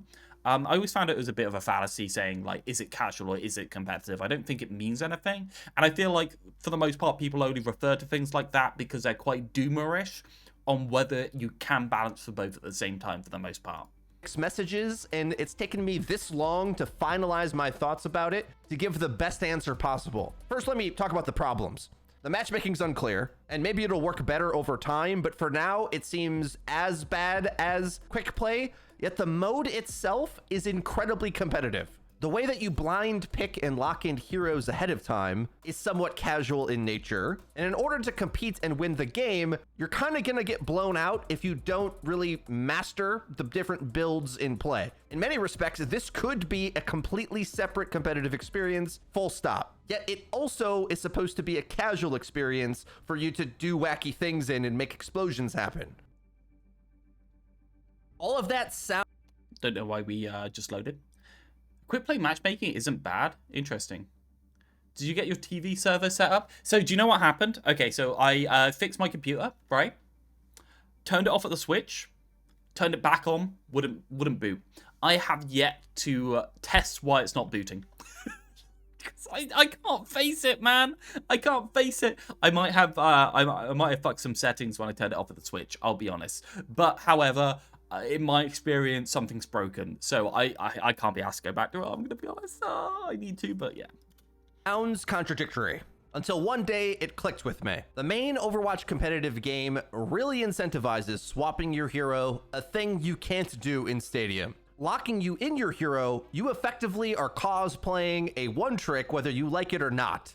And I actually think your enjoyment of the mode will dramatically change based on how much you want to one trick that given hero. Stadium's going to feel much more fun when they add your favorite heroes to it, which is why I think the support player numbers are so high, because in our community, they are the subcategory of players that have swapped the least in Overwatch 2. So for the rest of us that are used to swapping our heroes in the competitive game, what we need to do is find the heroes that we want to invest in. I agree with that, but I think it's mainly because DPS has so many similar side grades where support has less of them, so people get really niche into their hero. I don't think that's a bad thing or a good thing for each player base. Because Stadium games can take a long time. 7 rounds of Stadium, including all the armory time in between, could be like 30 odd minutes. And whereas in Overwatch, you can kind of have ADD respawn simulator and come out on a different hero kit entirely from death to death in a short game, in Stadium, you're really forced to go back to the drawing board and figure your build out to stand a chance. Yeah, I don't think being locked into the same hero is necessarily good nor bad in Stadium.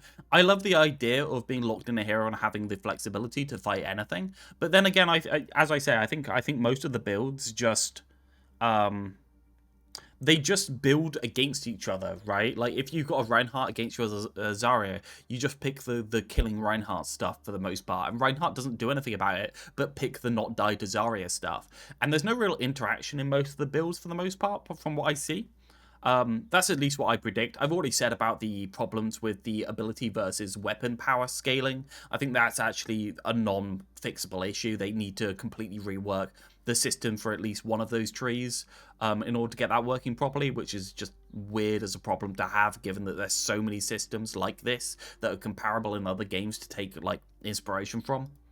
I think that'll be a lot more fun for everybody once the hero roster really starts to gain some momentum and start catching up to the main game.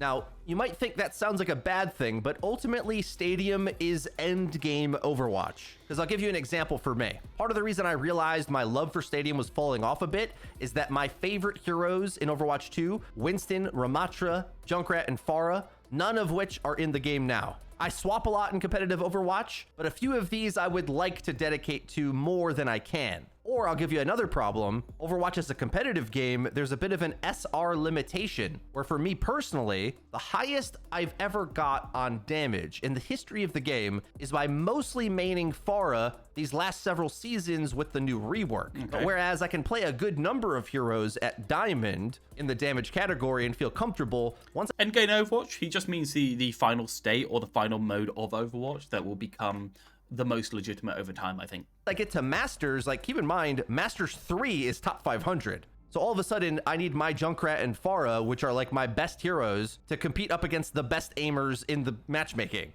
And it need not be this extreme. Like we I mean, we split the player base. We always knew that would have been bad. Like, splitting the player base is bad. It just depends whether that actually comes out on top or not. Whether the diversity of game modes is better or worse. I think splitting the player base 3 ways has been pretty bad for matchmaking overall.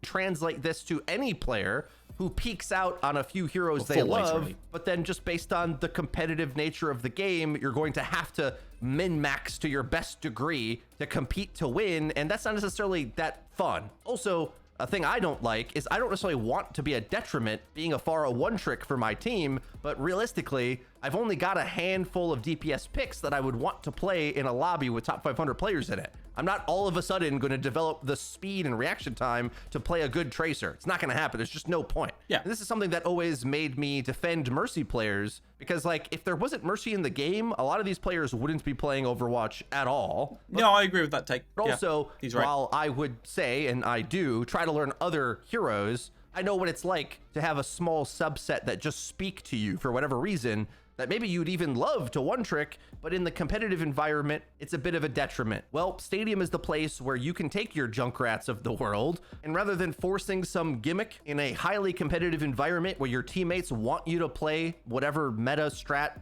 they believe in, well, Stadium is for you to love those hero mechanics, and everyone is kind of individually. It depends if the character actually works with those hero mechanics, though. I mean, like, sure, like one tricks are gonna really enjoy it when they get to play their character as a one trick, but realistically, like, will we still have people complaining on hero select or saying that the Junkrat's throwing every game regardless? Depends on how much flexibility they give the character and how much the character can actually do in the game. I think they're going to really avoid those characters though, because they're the most sharp in terms of like insta kills and tank hate and other things like that. They're really going to affect the game. Trying to get their build to work, as opposed to the main game, which often is about team comp building and teamwork. More severe in 6v6, but it still exists in 5v5 in a large degree. So basically, I don't think the main game is about team comp building, by the way. I think that Fredo's actually just wrong about this. I think that your individual impact on any character vastly outweighs the amount that you can do through team building. I think he's talking about specifically the very high rank, but he just made a sideways move there to get to the very high rank. Sure, like, team comp building matters in very high rank, but you get to very high ranked Stadium, right? Team comp building's still going to matter a lot, isn't it? It's just going to have to happen at the start before you actually get into the game instead of later. You're just going to lose automatically because you didn't build the team comp properly, right? Unless the characters in their perks and other stuff like that have enough flexibility. And I would argue with the power, the main power being locked in, there's probably not that much flexibility once you've already picked your thing if it stops working. The best way to fall in love with Stadium is to find the hero or heroes that you could love to main the same way that a Mercy main plays their hero. You should go into Stadium knowing you love a hero's mechanic. Aren't they adding a drafting system to Stadium? Yeah, so it is an RPG team comp builder. You're just not allowed to swap. So it's an RPG team comp builder with an auto-lose scenario if you don't play it properly, right? Mechanics, and you're going to tinker with them like a mad scientist. Stadium is the environment and playground to do that in a somewhat competitive setting, which also fulfills the desire that many players have asked about over the years to have a comp casual mode, or like quick play plus in between ranked and quick play, or maybe a ranked minus. I don't know. The way the ranking reward system in Stadium is more my speed. Like, the competition matters, but it rewards grind a little bit more. It's more about achievement and expression and a little bit less about meta slavery. Okay. I agree with him. If Rival's ranking system worked in a way that it rewards grinding, but at the same time only ranks you based on its knowledge of your internal MMR, and I don't think it necessarily does. I think it ranks you based on a lot of different things. Yeah, I think that would be better. As to what percentage you want, I think one of the problems with the grindy systems is the grindy systems only work for people for a certain amount of time, mainly in the span of like 4 to 5 months. I think 3 to 4 is like the place where people start falling off the grind if they are continuously playing it. And then for long-term players or players that constantly play, you really want something that's more stable for the long term, which isn't a grinding mode.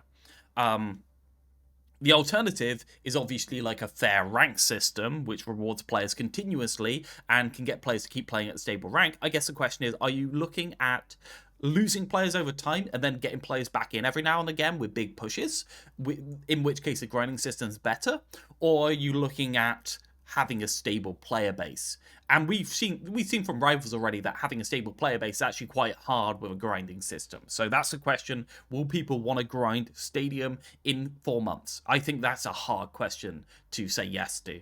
Okay, so that's some advanced thoughts on who Stadium is even for. It's for end game Overwatch fans to either be an outlet or an outright alternative to the sweaty tryhard esport game that the main game is.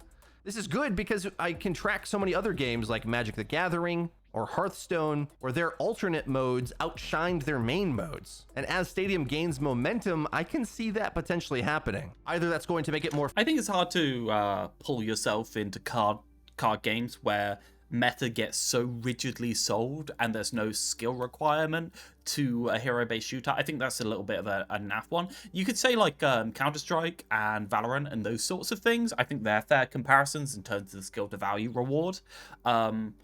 And like the idea of like not being able to pick a certain weapon because it's not considered meta, like I kind of get that, but still, I'm not really following you out. Friendly for the typical live service multiplayer game player that exists today that are hopping from game to game, or for aging players like myself who don't want to keep up with the next Korean 14-year-old phenom running circles around us on the ladder. Like you don't see the Korean 14-year-olds because it's skill-based, right? Like you don't see them. It's not a thing. Like, come on.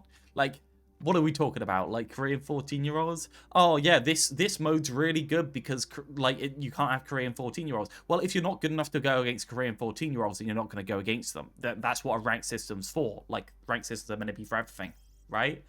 Surely? Surely, right? Sanyu? Right? So this is going to be, you're going to be going against the Korean 13-year-olds here if you're good enough at this mode? Question mark? Right, still? Why wouldn't you? Very weird take to say this is casual, therefore you won't go up against a certain type of player. Very weird. I get it. You're better. Okay. A thing they also reported was that there was indeed a higher lever rate in Stadium in the first week or so of the game. And I think a lot of these harsh edges of how different Stadium is in comparison to the main. I think that was to be expected, and I don't really hold it against Blizzard or the mode necessarily, since it fell off over time. However, I do think it's a flaw of the locking game mode for the most part. Where you can't really change anything. I think the lever rate's probably people trying it out, seeing that their build's not going well, they're not winning, and then just leaving, right? Because they can't adapt to it in the way that they want to. Now, as you go, you kind of self-select for those people not being in it, so yeah. Game drove some people away. I haven't seen so many levers myself in these last weeks, and I would assume that it would have went down now, where people that are never going to play the mode again aren't rage quitting out. If you do not have the build knowledge in this game, you will get blown out. In Overwatch, you hit 20, you might as well uninstall. In CS, it's a culture problem reward. It's not anything to do with the age of the person. It's literally just a culture problem of people wanting to be in that kind of thing. Like, CS is a lot more established. CS has been around for a lot longer, so people have grown up into it. Overwatch is a relatively new game, like less than 10 years old. So most of the people that are playing it are under 25. And therefore, the senior people in the game, right, that started out as semi-pros or pros and then went into coaching and other things like that are 25 to 30. So really what happens is the most senior people tend to go into the organizational or the coaching roles, and therefore it leaves the younger people until the coaches on average get to around 60, right? You would see 40-year-old Overwatch players if the coaches were on average 50 years old, and they aren't really. That's kind of how it works for the most part, right?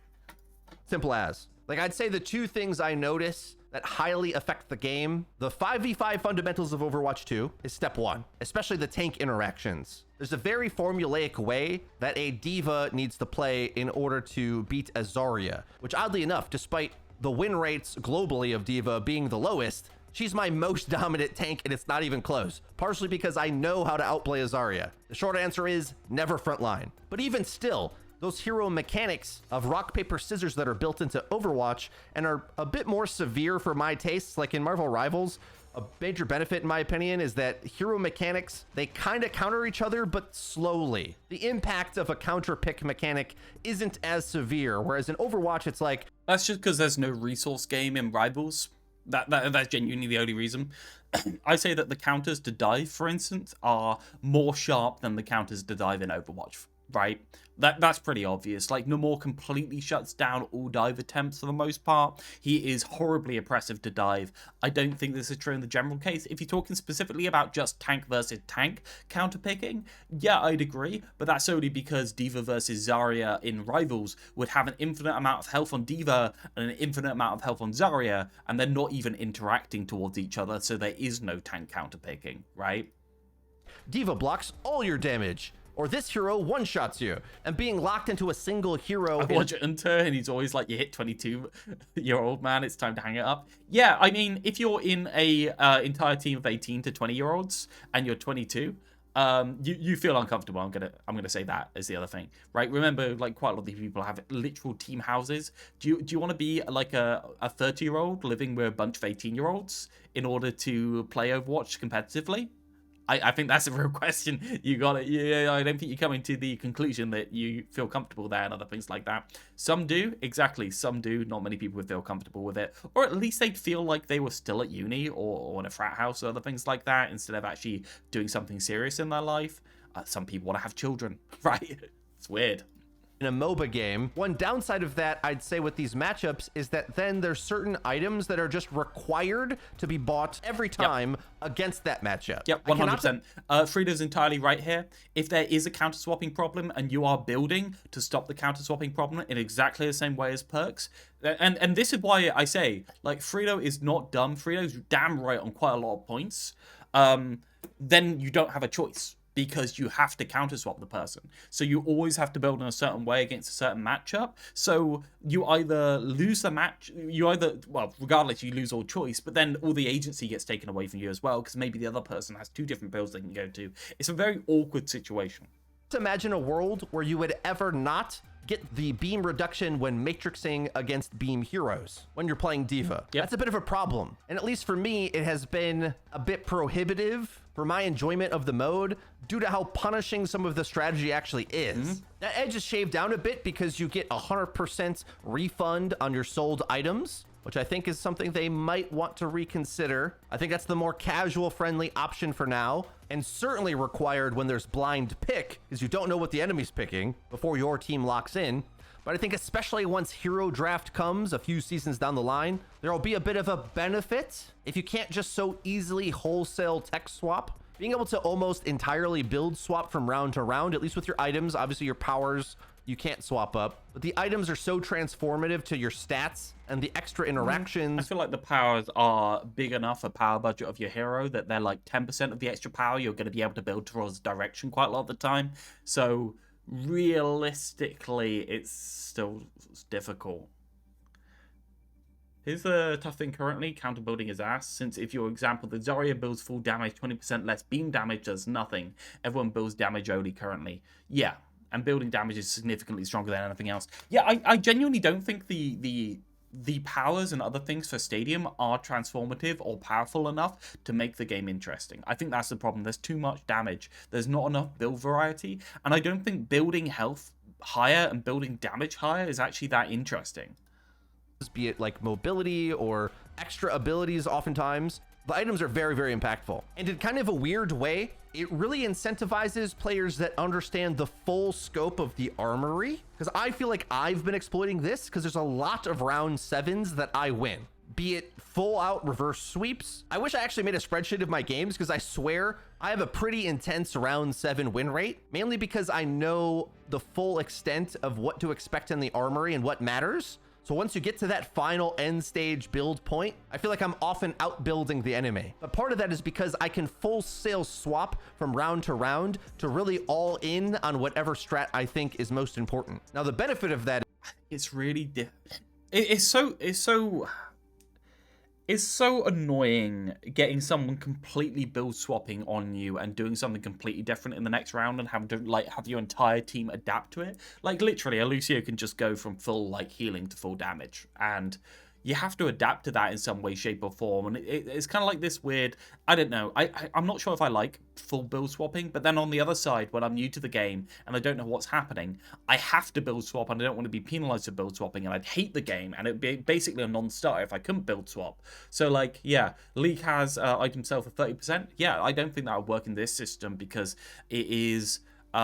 there's already such a high demand on knowledge just to play the heroes that having that on top of it seems like a ridiculous ass for people. At least this is a low friction. that is, we get to round 7 instead of getting blown out or snowballed. But the downside of that is there's not really consequences for your decisions. That's okay in the learning process as we're getting up to speed with this mode, but try to think that if you got reduced currency for selling an item, tech swapping would just be slowed down a bit. So it would still be important, but you just couldn't as easily full send counter build the enemy. Because that makes round to round gameplay a bit obnoxious. Because you never know, okay, all of a sudden they've got the item that reveals you when they headshot you. Or now they're doing super high damage that I didn't expect. Or with the you can see what the enemy has built 10 seconds after the armory is closed and the start of the round. I use that to figure out what heroes I can one-shot or what heroes can kill me and play accordingly. Also, you know you have armor if...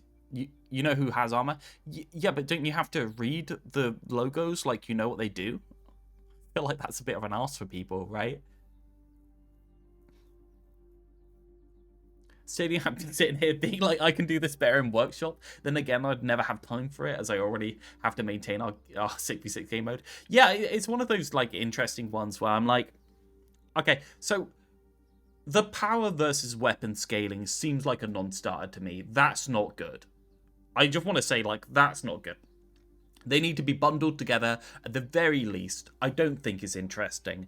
And then the rest of the amount of perks or other things like that that you have probably need to be put into more interesting ways to change around and slightly improve individual abilities, I guess.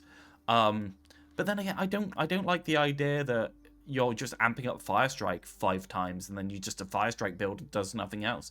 Every single time you build towards anything in particular, you're leaving everything else behind, and therefore the rest of your kit does nothing. It's a real weird one.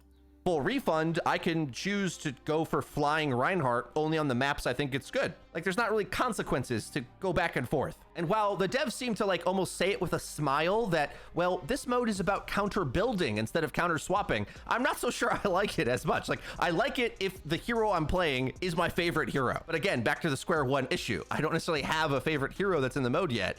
And I can just see why there were so many levers, basically, is my point. I think being struck with how competitive this mode actually is, when you think it's a mode about expressing yourself and your individuality, I mean, no.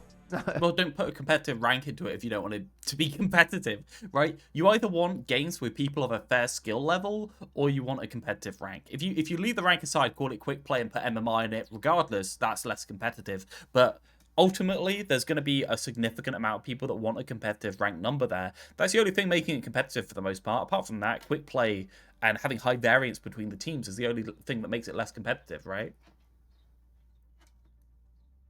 If I see a Rhine stacking ability power, doing the Firestrike build, if I see Mercy 150 HP and armor, she's doing res/survive Mercy. Yeah, I understand that. Do you have to know all the logos in order to be able to know that though, right? Just seems like a big ask. Is Team 4 focusing on how the game plays or shooting out more heroes into Stadium? Yeah, it's already at a point where I feel like half the Stadium items need changing in order for the game to be interesting to me. I don't know. It is hard. So far I didn't need that? Okay. Well, at least you can have some sort of prediction. I guess the hard part is you're trying to outbuild the enemy team, but you don't know what they're rolling out. I don't know. I don't really like the game being solved in the rock, paper, scissors in spawn room, even if you can't tell what the other person has before you come out of spawn, right? A little bit. To the extent it works, in the right matchup, yeah. But in the wrong matchup, you just get absolutely clowned. I think this gets exacerbated a bit with the tank and matchups being mismatched when their mechanics counter each other. I basically gave up trying to play and learn Queen just on the off chance that I go against a Zarya that gets extended and more bubbles constantly. While I know how to outplay it in theory, I have no desire to play that matchup ever. Which is why, at the very least... You go against Zarya, oh, you can't use your axe anymore. Okay. I think the picking draft that is scheduled to come out will help this mode, because then in a draft style format, the mode doesn't have to just incentivize the one hero you love so much that you'll be willing to fight it tooth and nail with them for possibly 30 minutes of a 7-round game. Then you can actually see the matchup as it develops, particularly if you're one of the later picks. And maybe that's when you get to pull out a hero that you think, similar like in the main game, maybe isn't your best, but is ideally suited in the matchup as it's laid out. Other little annoyances with the mode, I'd say there's way too many heal bot supports. I guess that's just what we're expecting to be the fun thing nowadays, because that's how Marvel Rivals is designed. Stadiums. Is there way too many heal bot supports? I feel like Lucio, Moira, and Curry can both be pretty good DPS supports, right? Juno. I don't know, obviously I haven't played enough of it. Moira, Mercy, seemingly in every single game. I prefer burst value from supports, but that's just me. I prefer to play with and against Kiri and Ana far more, rather than the supports that run in circles healing and are really hard to lock down. You can add Lucio probably to that list as well. That's going to get a pretty big shakeup next season, though, with Zenyatta being added, who I think fits our description of the type of character people would play a lot more in the main game due to how fun he is, if he wasn't so easily countered. So being locked into him in Stadium is going to be interesting for this. Maybe we'll see that. I feel like Zen's going to be problematic towards with shutting down the enemy tank, maybe. But then again, the trouble with like anything that hates on the enemy tank, the answer to hating on the enemy tank is always to just build more health, armor, and survivability to anything the enemies does into you, right? Like, if you're being oppressed, pick the perks that stop you having to be oppressed, and then just AFK is the answer most of the time. The tank player population dip once that comes, especially with Junkrat being added as well. Yeah, I do feel like the support design and builds are oriented toward DPS, right? Aren't they? Another comps I'm not so happy to see on my team would be Genji Reaper as a DPS line. It can work, but mainly I think because there's just isn't a dive tank. The one that exists is Rhine, but you have to build into him down the line. Double flanker might look better once Winston gets added next season, but it's also just because Soldier is so easy. Cassidy has a lot of easy value. I think Ashe is moderately easy with extremely high upside. So those heroes, they just stand in the formation and output tons of value on several builds. Genji and Reaper are just limited in their viable playstyles. Not to say they aren't good, but when you have two of them on your team, that's when I've seen the team struggle the most. Now, while this video had a bit of hemming and hawing about the issues that are annoying me about Stadium, now that the honeymoon phase of the mode is wore off a bit, I also just think that it out and out is the future of the game. Because it's so personalized, it's just simply more inviting to a casual player to invest time into than the main game, which also is, by the way, doing well. Part of the reason why I'm not as hyped for Stadium is that I can play my favorite heroes easy. I just don't think... Like, people keep saying that things are doing well, and I'm like, is there? Like, we looked at the numbers. They're not hard to bring up. Like, they're there. They're not doing great. I mean, especially since we got an entire new game mode release. Like, it should be a little bit higher, right? Surely.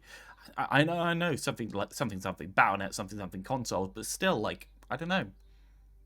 Year in the main game now that we have hero bans. Conversation for a different day, though. To have a good time on my favorite heroes, particularly Ram, Winston, and Pharah, I can permaban Zen, because I hate playing against Discord. Nothing to do with the meta. Don't care if he's better or not. I just want to win myself.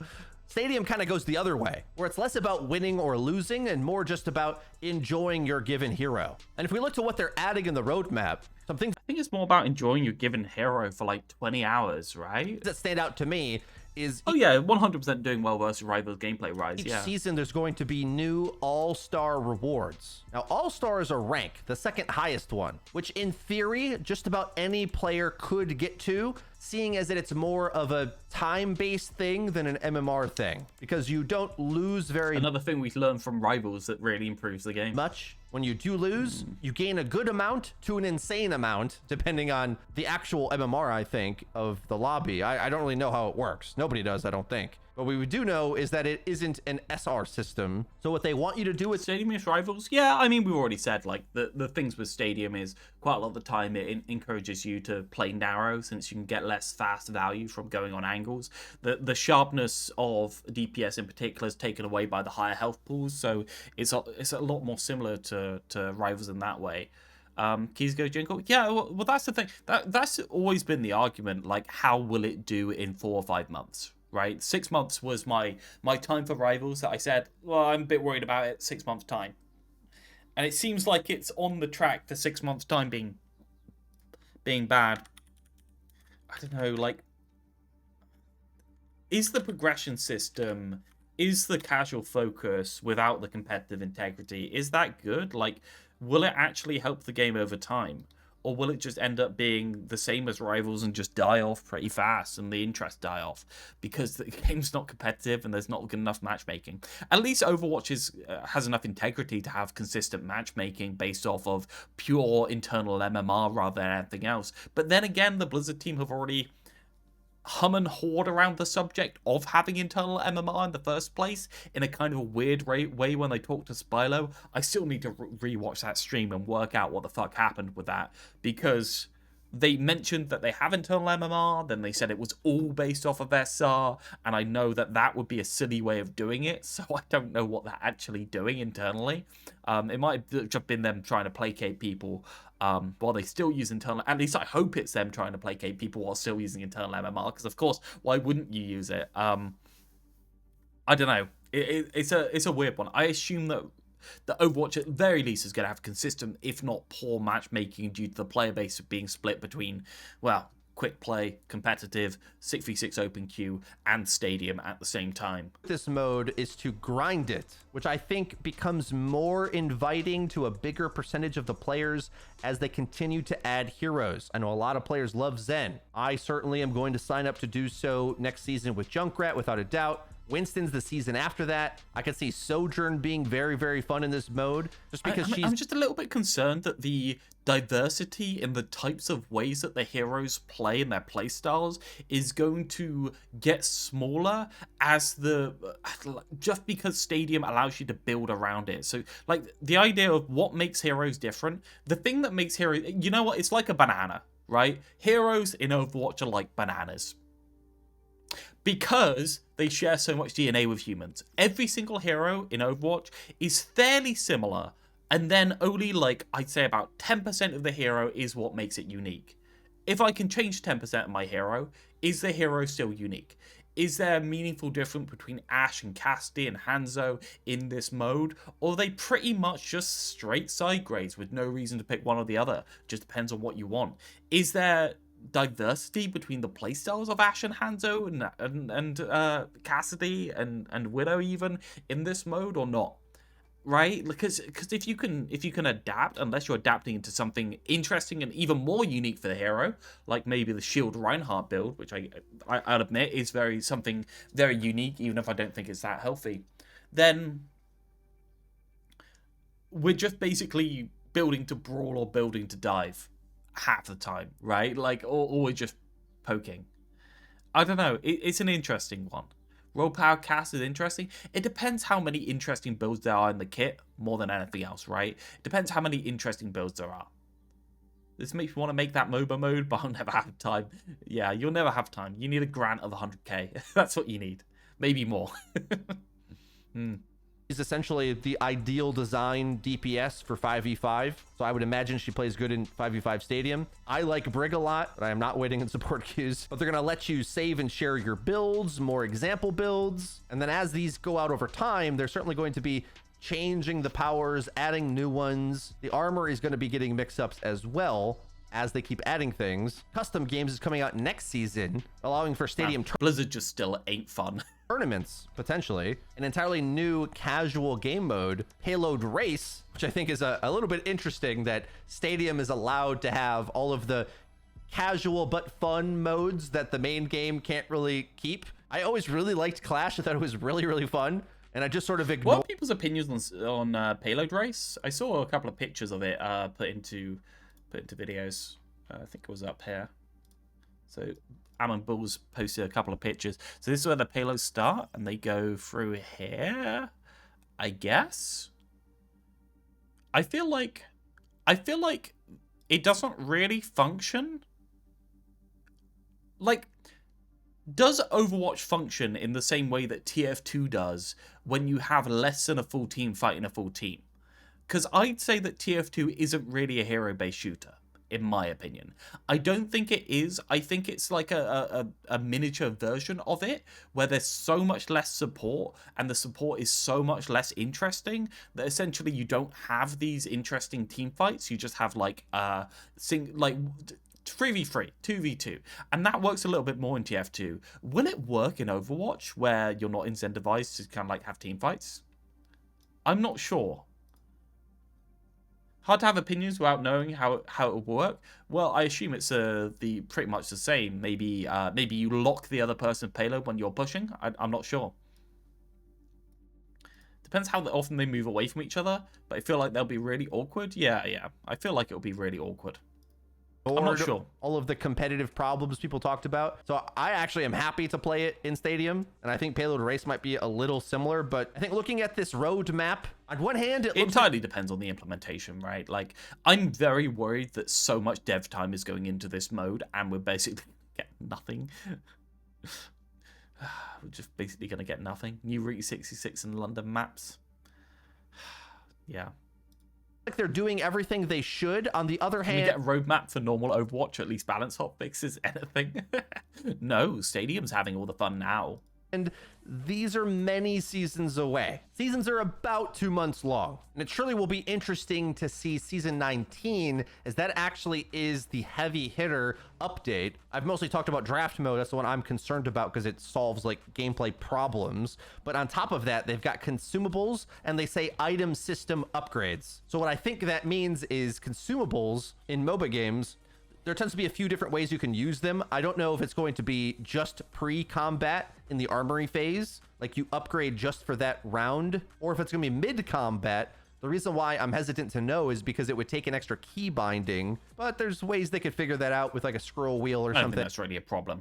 A typical consumable in a MOBA game is teleport, where you take yourself safely back to your home base. If they sink 60% of dev time into Stadium, they should just axe everything else. And it's a difficult one because Stadium is like this. I get they have their own dev team, but is their own dev team making their own maps, or is the map team making their maps for Stadium? I think that's the question we really have to ask. I'm inclined to believe that the map team's probably helping out at the very least, or it's taking some resource away from specifically the map. And I feel like that's the same for quite a lot of different things, where sure, you got your own team, but there is a lot of cross-threading, right? There's probably some sort of resource bleed from here, regardless of them having their own people. And them having their own people, do you think they've hired 30% more people to do Stadium? Or do you think they're more or less on the same people, and the Stadium people have kind of like been sectioned off? I guess is the question. I don't think that Blizzard have done a big hiring push recently, right? They did a hiring push for hero design and balance, didn't they? Custer now works for them. I don't know if they have done a general one that would be okay for like map builders and stuff. Yeah.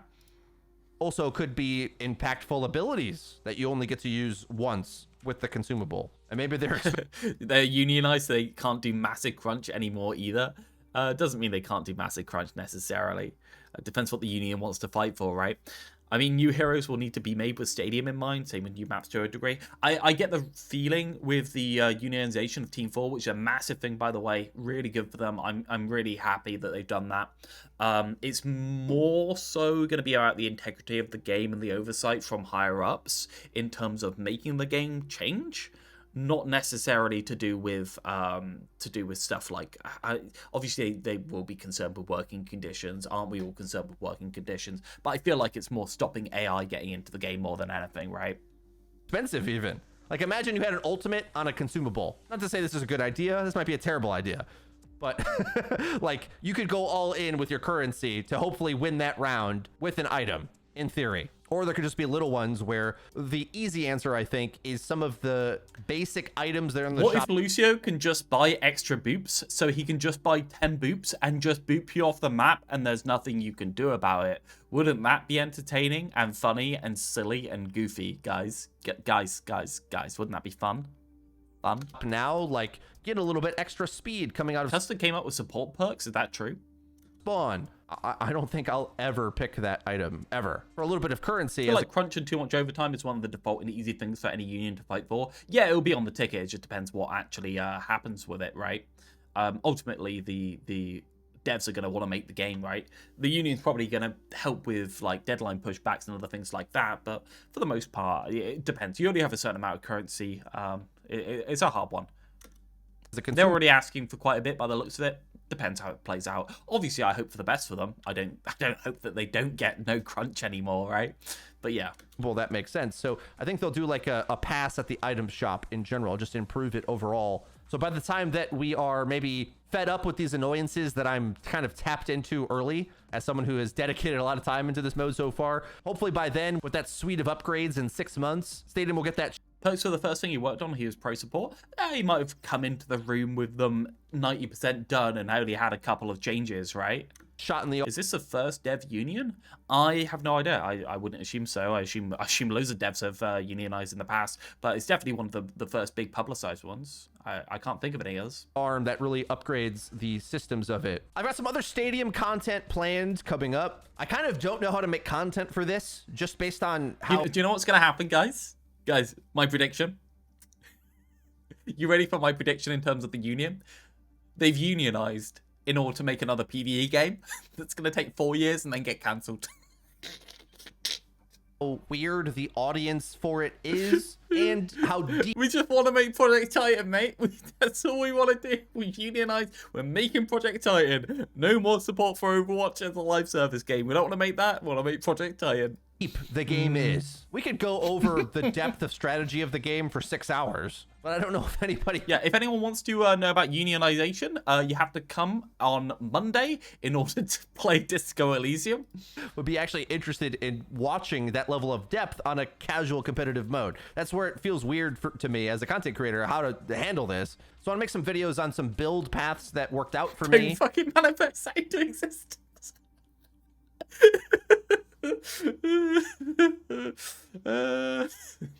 Oh, bless. How I flexed my build knowledge to win games, and then maybe some generalized tips that I've learned along the way grinding the mode. I'd like to know your review of Stadium so far. What heroes do you like to play, and what kind of content you would like to see? Please interact with me in the comment section. Okay, yeah, I think Stadium is fine, right? It's not for me. It never has been for me. I hope it does well. I don't think it's going to do as well as people want to. I don't think it is doing as well as people want to. Like, it's so hard, man. It's so hard. Like, I keep bringing it up because it's really one of those things where it just makes me sad, doesn't it? Like, that is... It's going up for the weekend, obviously. So we're not in holidays at the moment, but, like, I don't know, man. I hope it continues to go well. I hope it, like, it's already back at 30k. It's difficult. Anyway.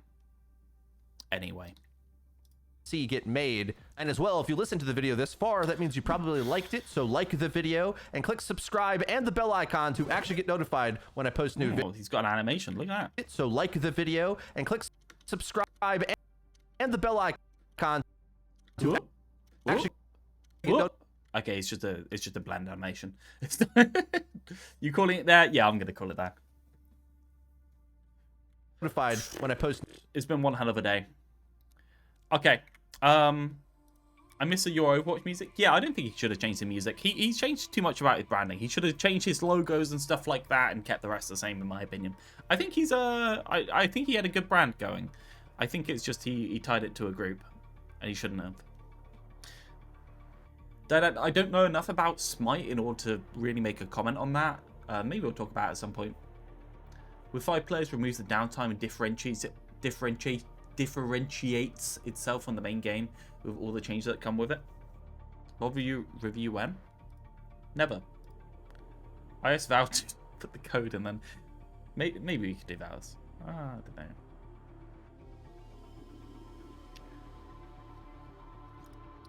My review? When did your review get posted?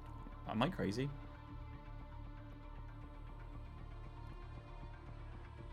Don't worry, it's late. See, that's a nice person.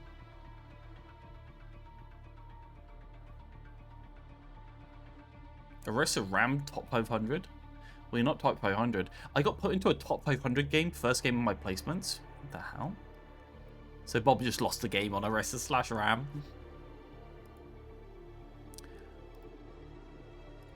Val, I did ask, what coaching session did you redeem? Was it just a VOD review? Because I can just pop on and do a VOD review with you after if you want. Just pop to the loo. 30k one? Okay, so it's longer. That's cool. So that's half hour. Do you want to do it in like 20 minutes? I won't bother to do it on stream, but I have to jump in with you. Should have called the VOD I Explode a Ram / Arisa for 15 minutes. Yeah. Up to you. No pressure. You okay too? Of course. Yeah. You're absolutely fine. We can just ignore Bob. We can always do it another time. No, that's fine. I'm gonna go off stream. Then I'll call you in like 10 minutes. If that's okay. I'm just gonna get a drink. Anyway, have a wonderful evening, everyone else. Bob got 07'd. I need to see what I did wrong. It doesn't seem like that's the one you're going to be learning from anyway. Anyway, have a wonderful evening, everyone. Thank you very much for the amazing amount of time you've given me. You're all very cute, and I think you look good today, and you probably don't need to go to the gym. You've worked out enough this week. Don't worry about it. And if you haven't worked out at all this week, go to the gym. Or go for a run, or go for a walk. Walking's nice. It's very sunny outside in England, so that'd be good for you. Anyway, good night.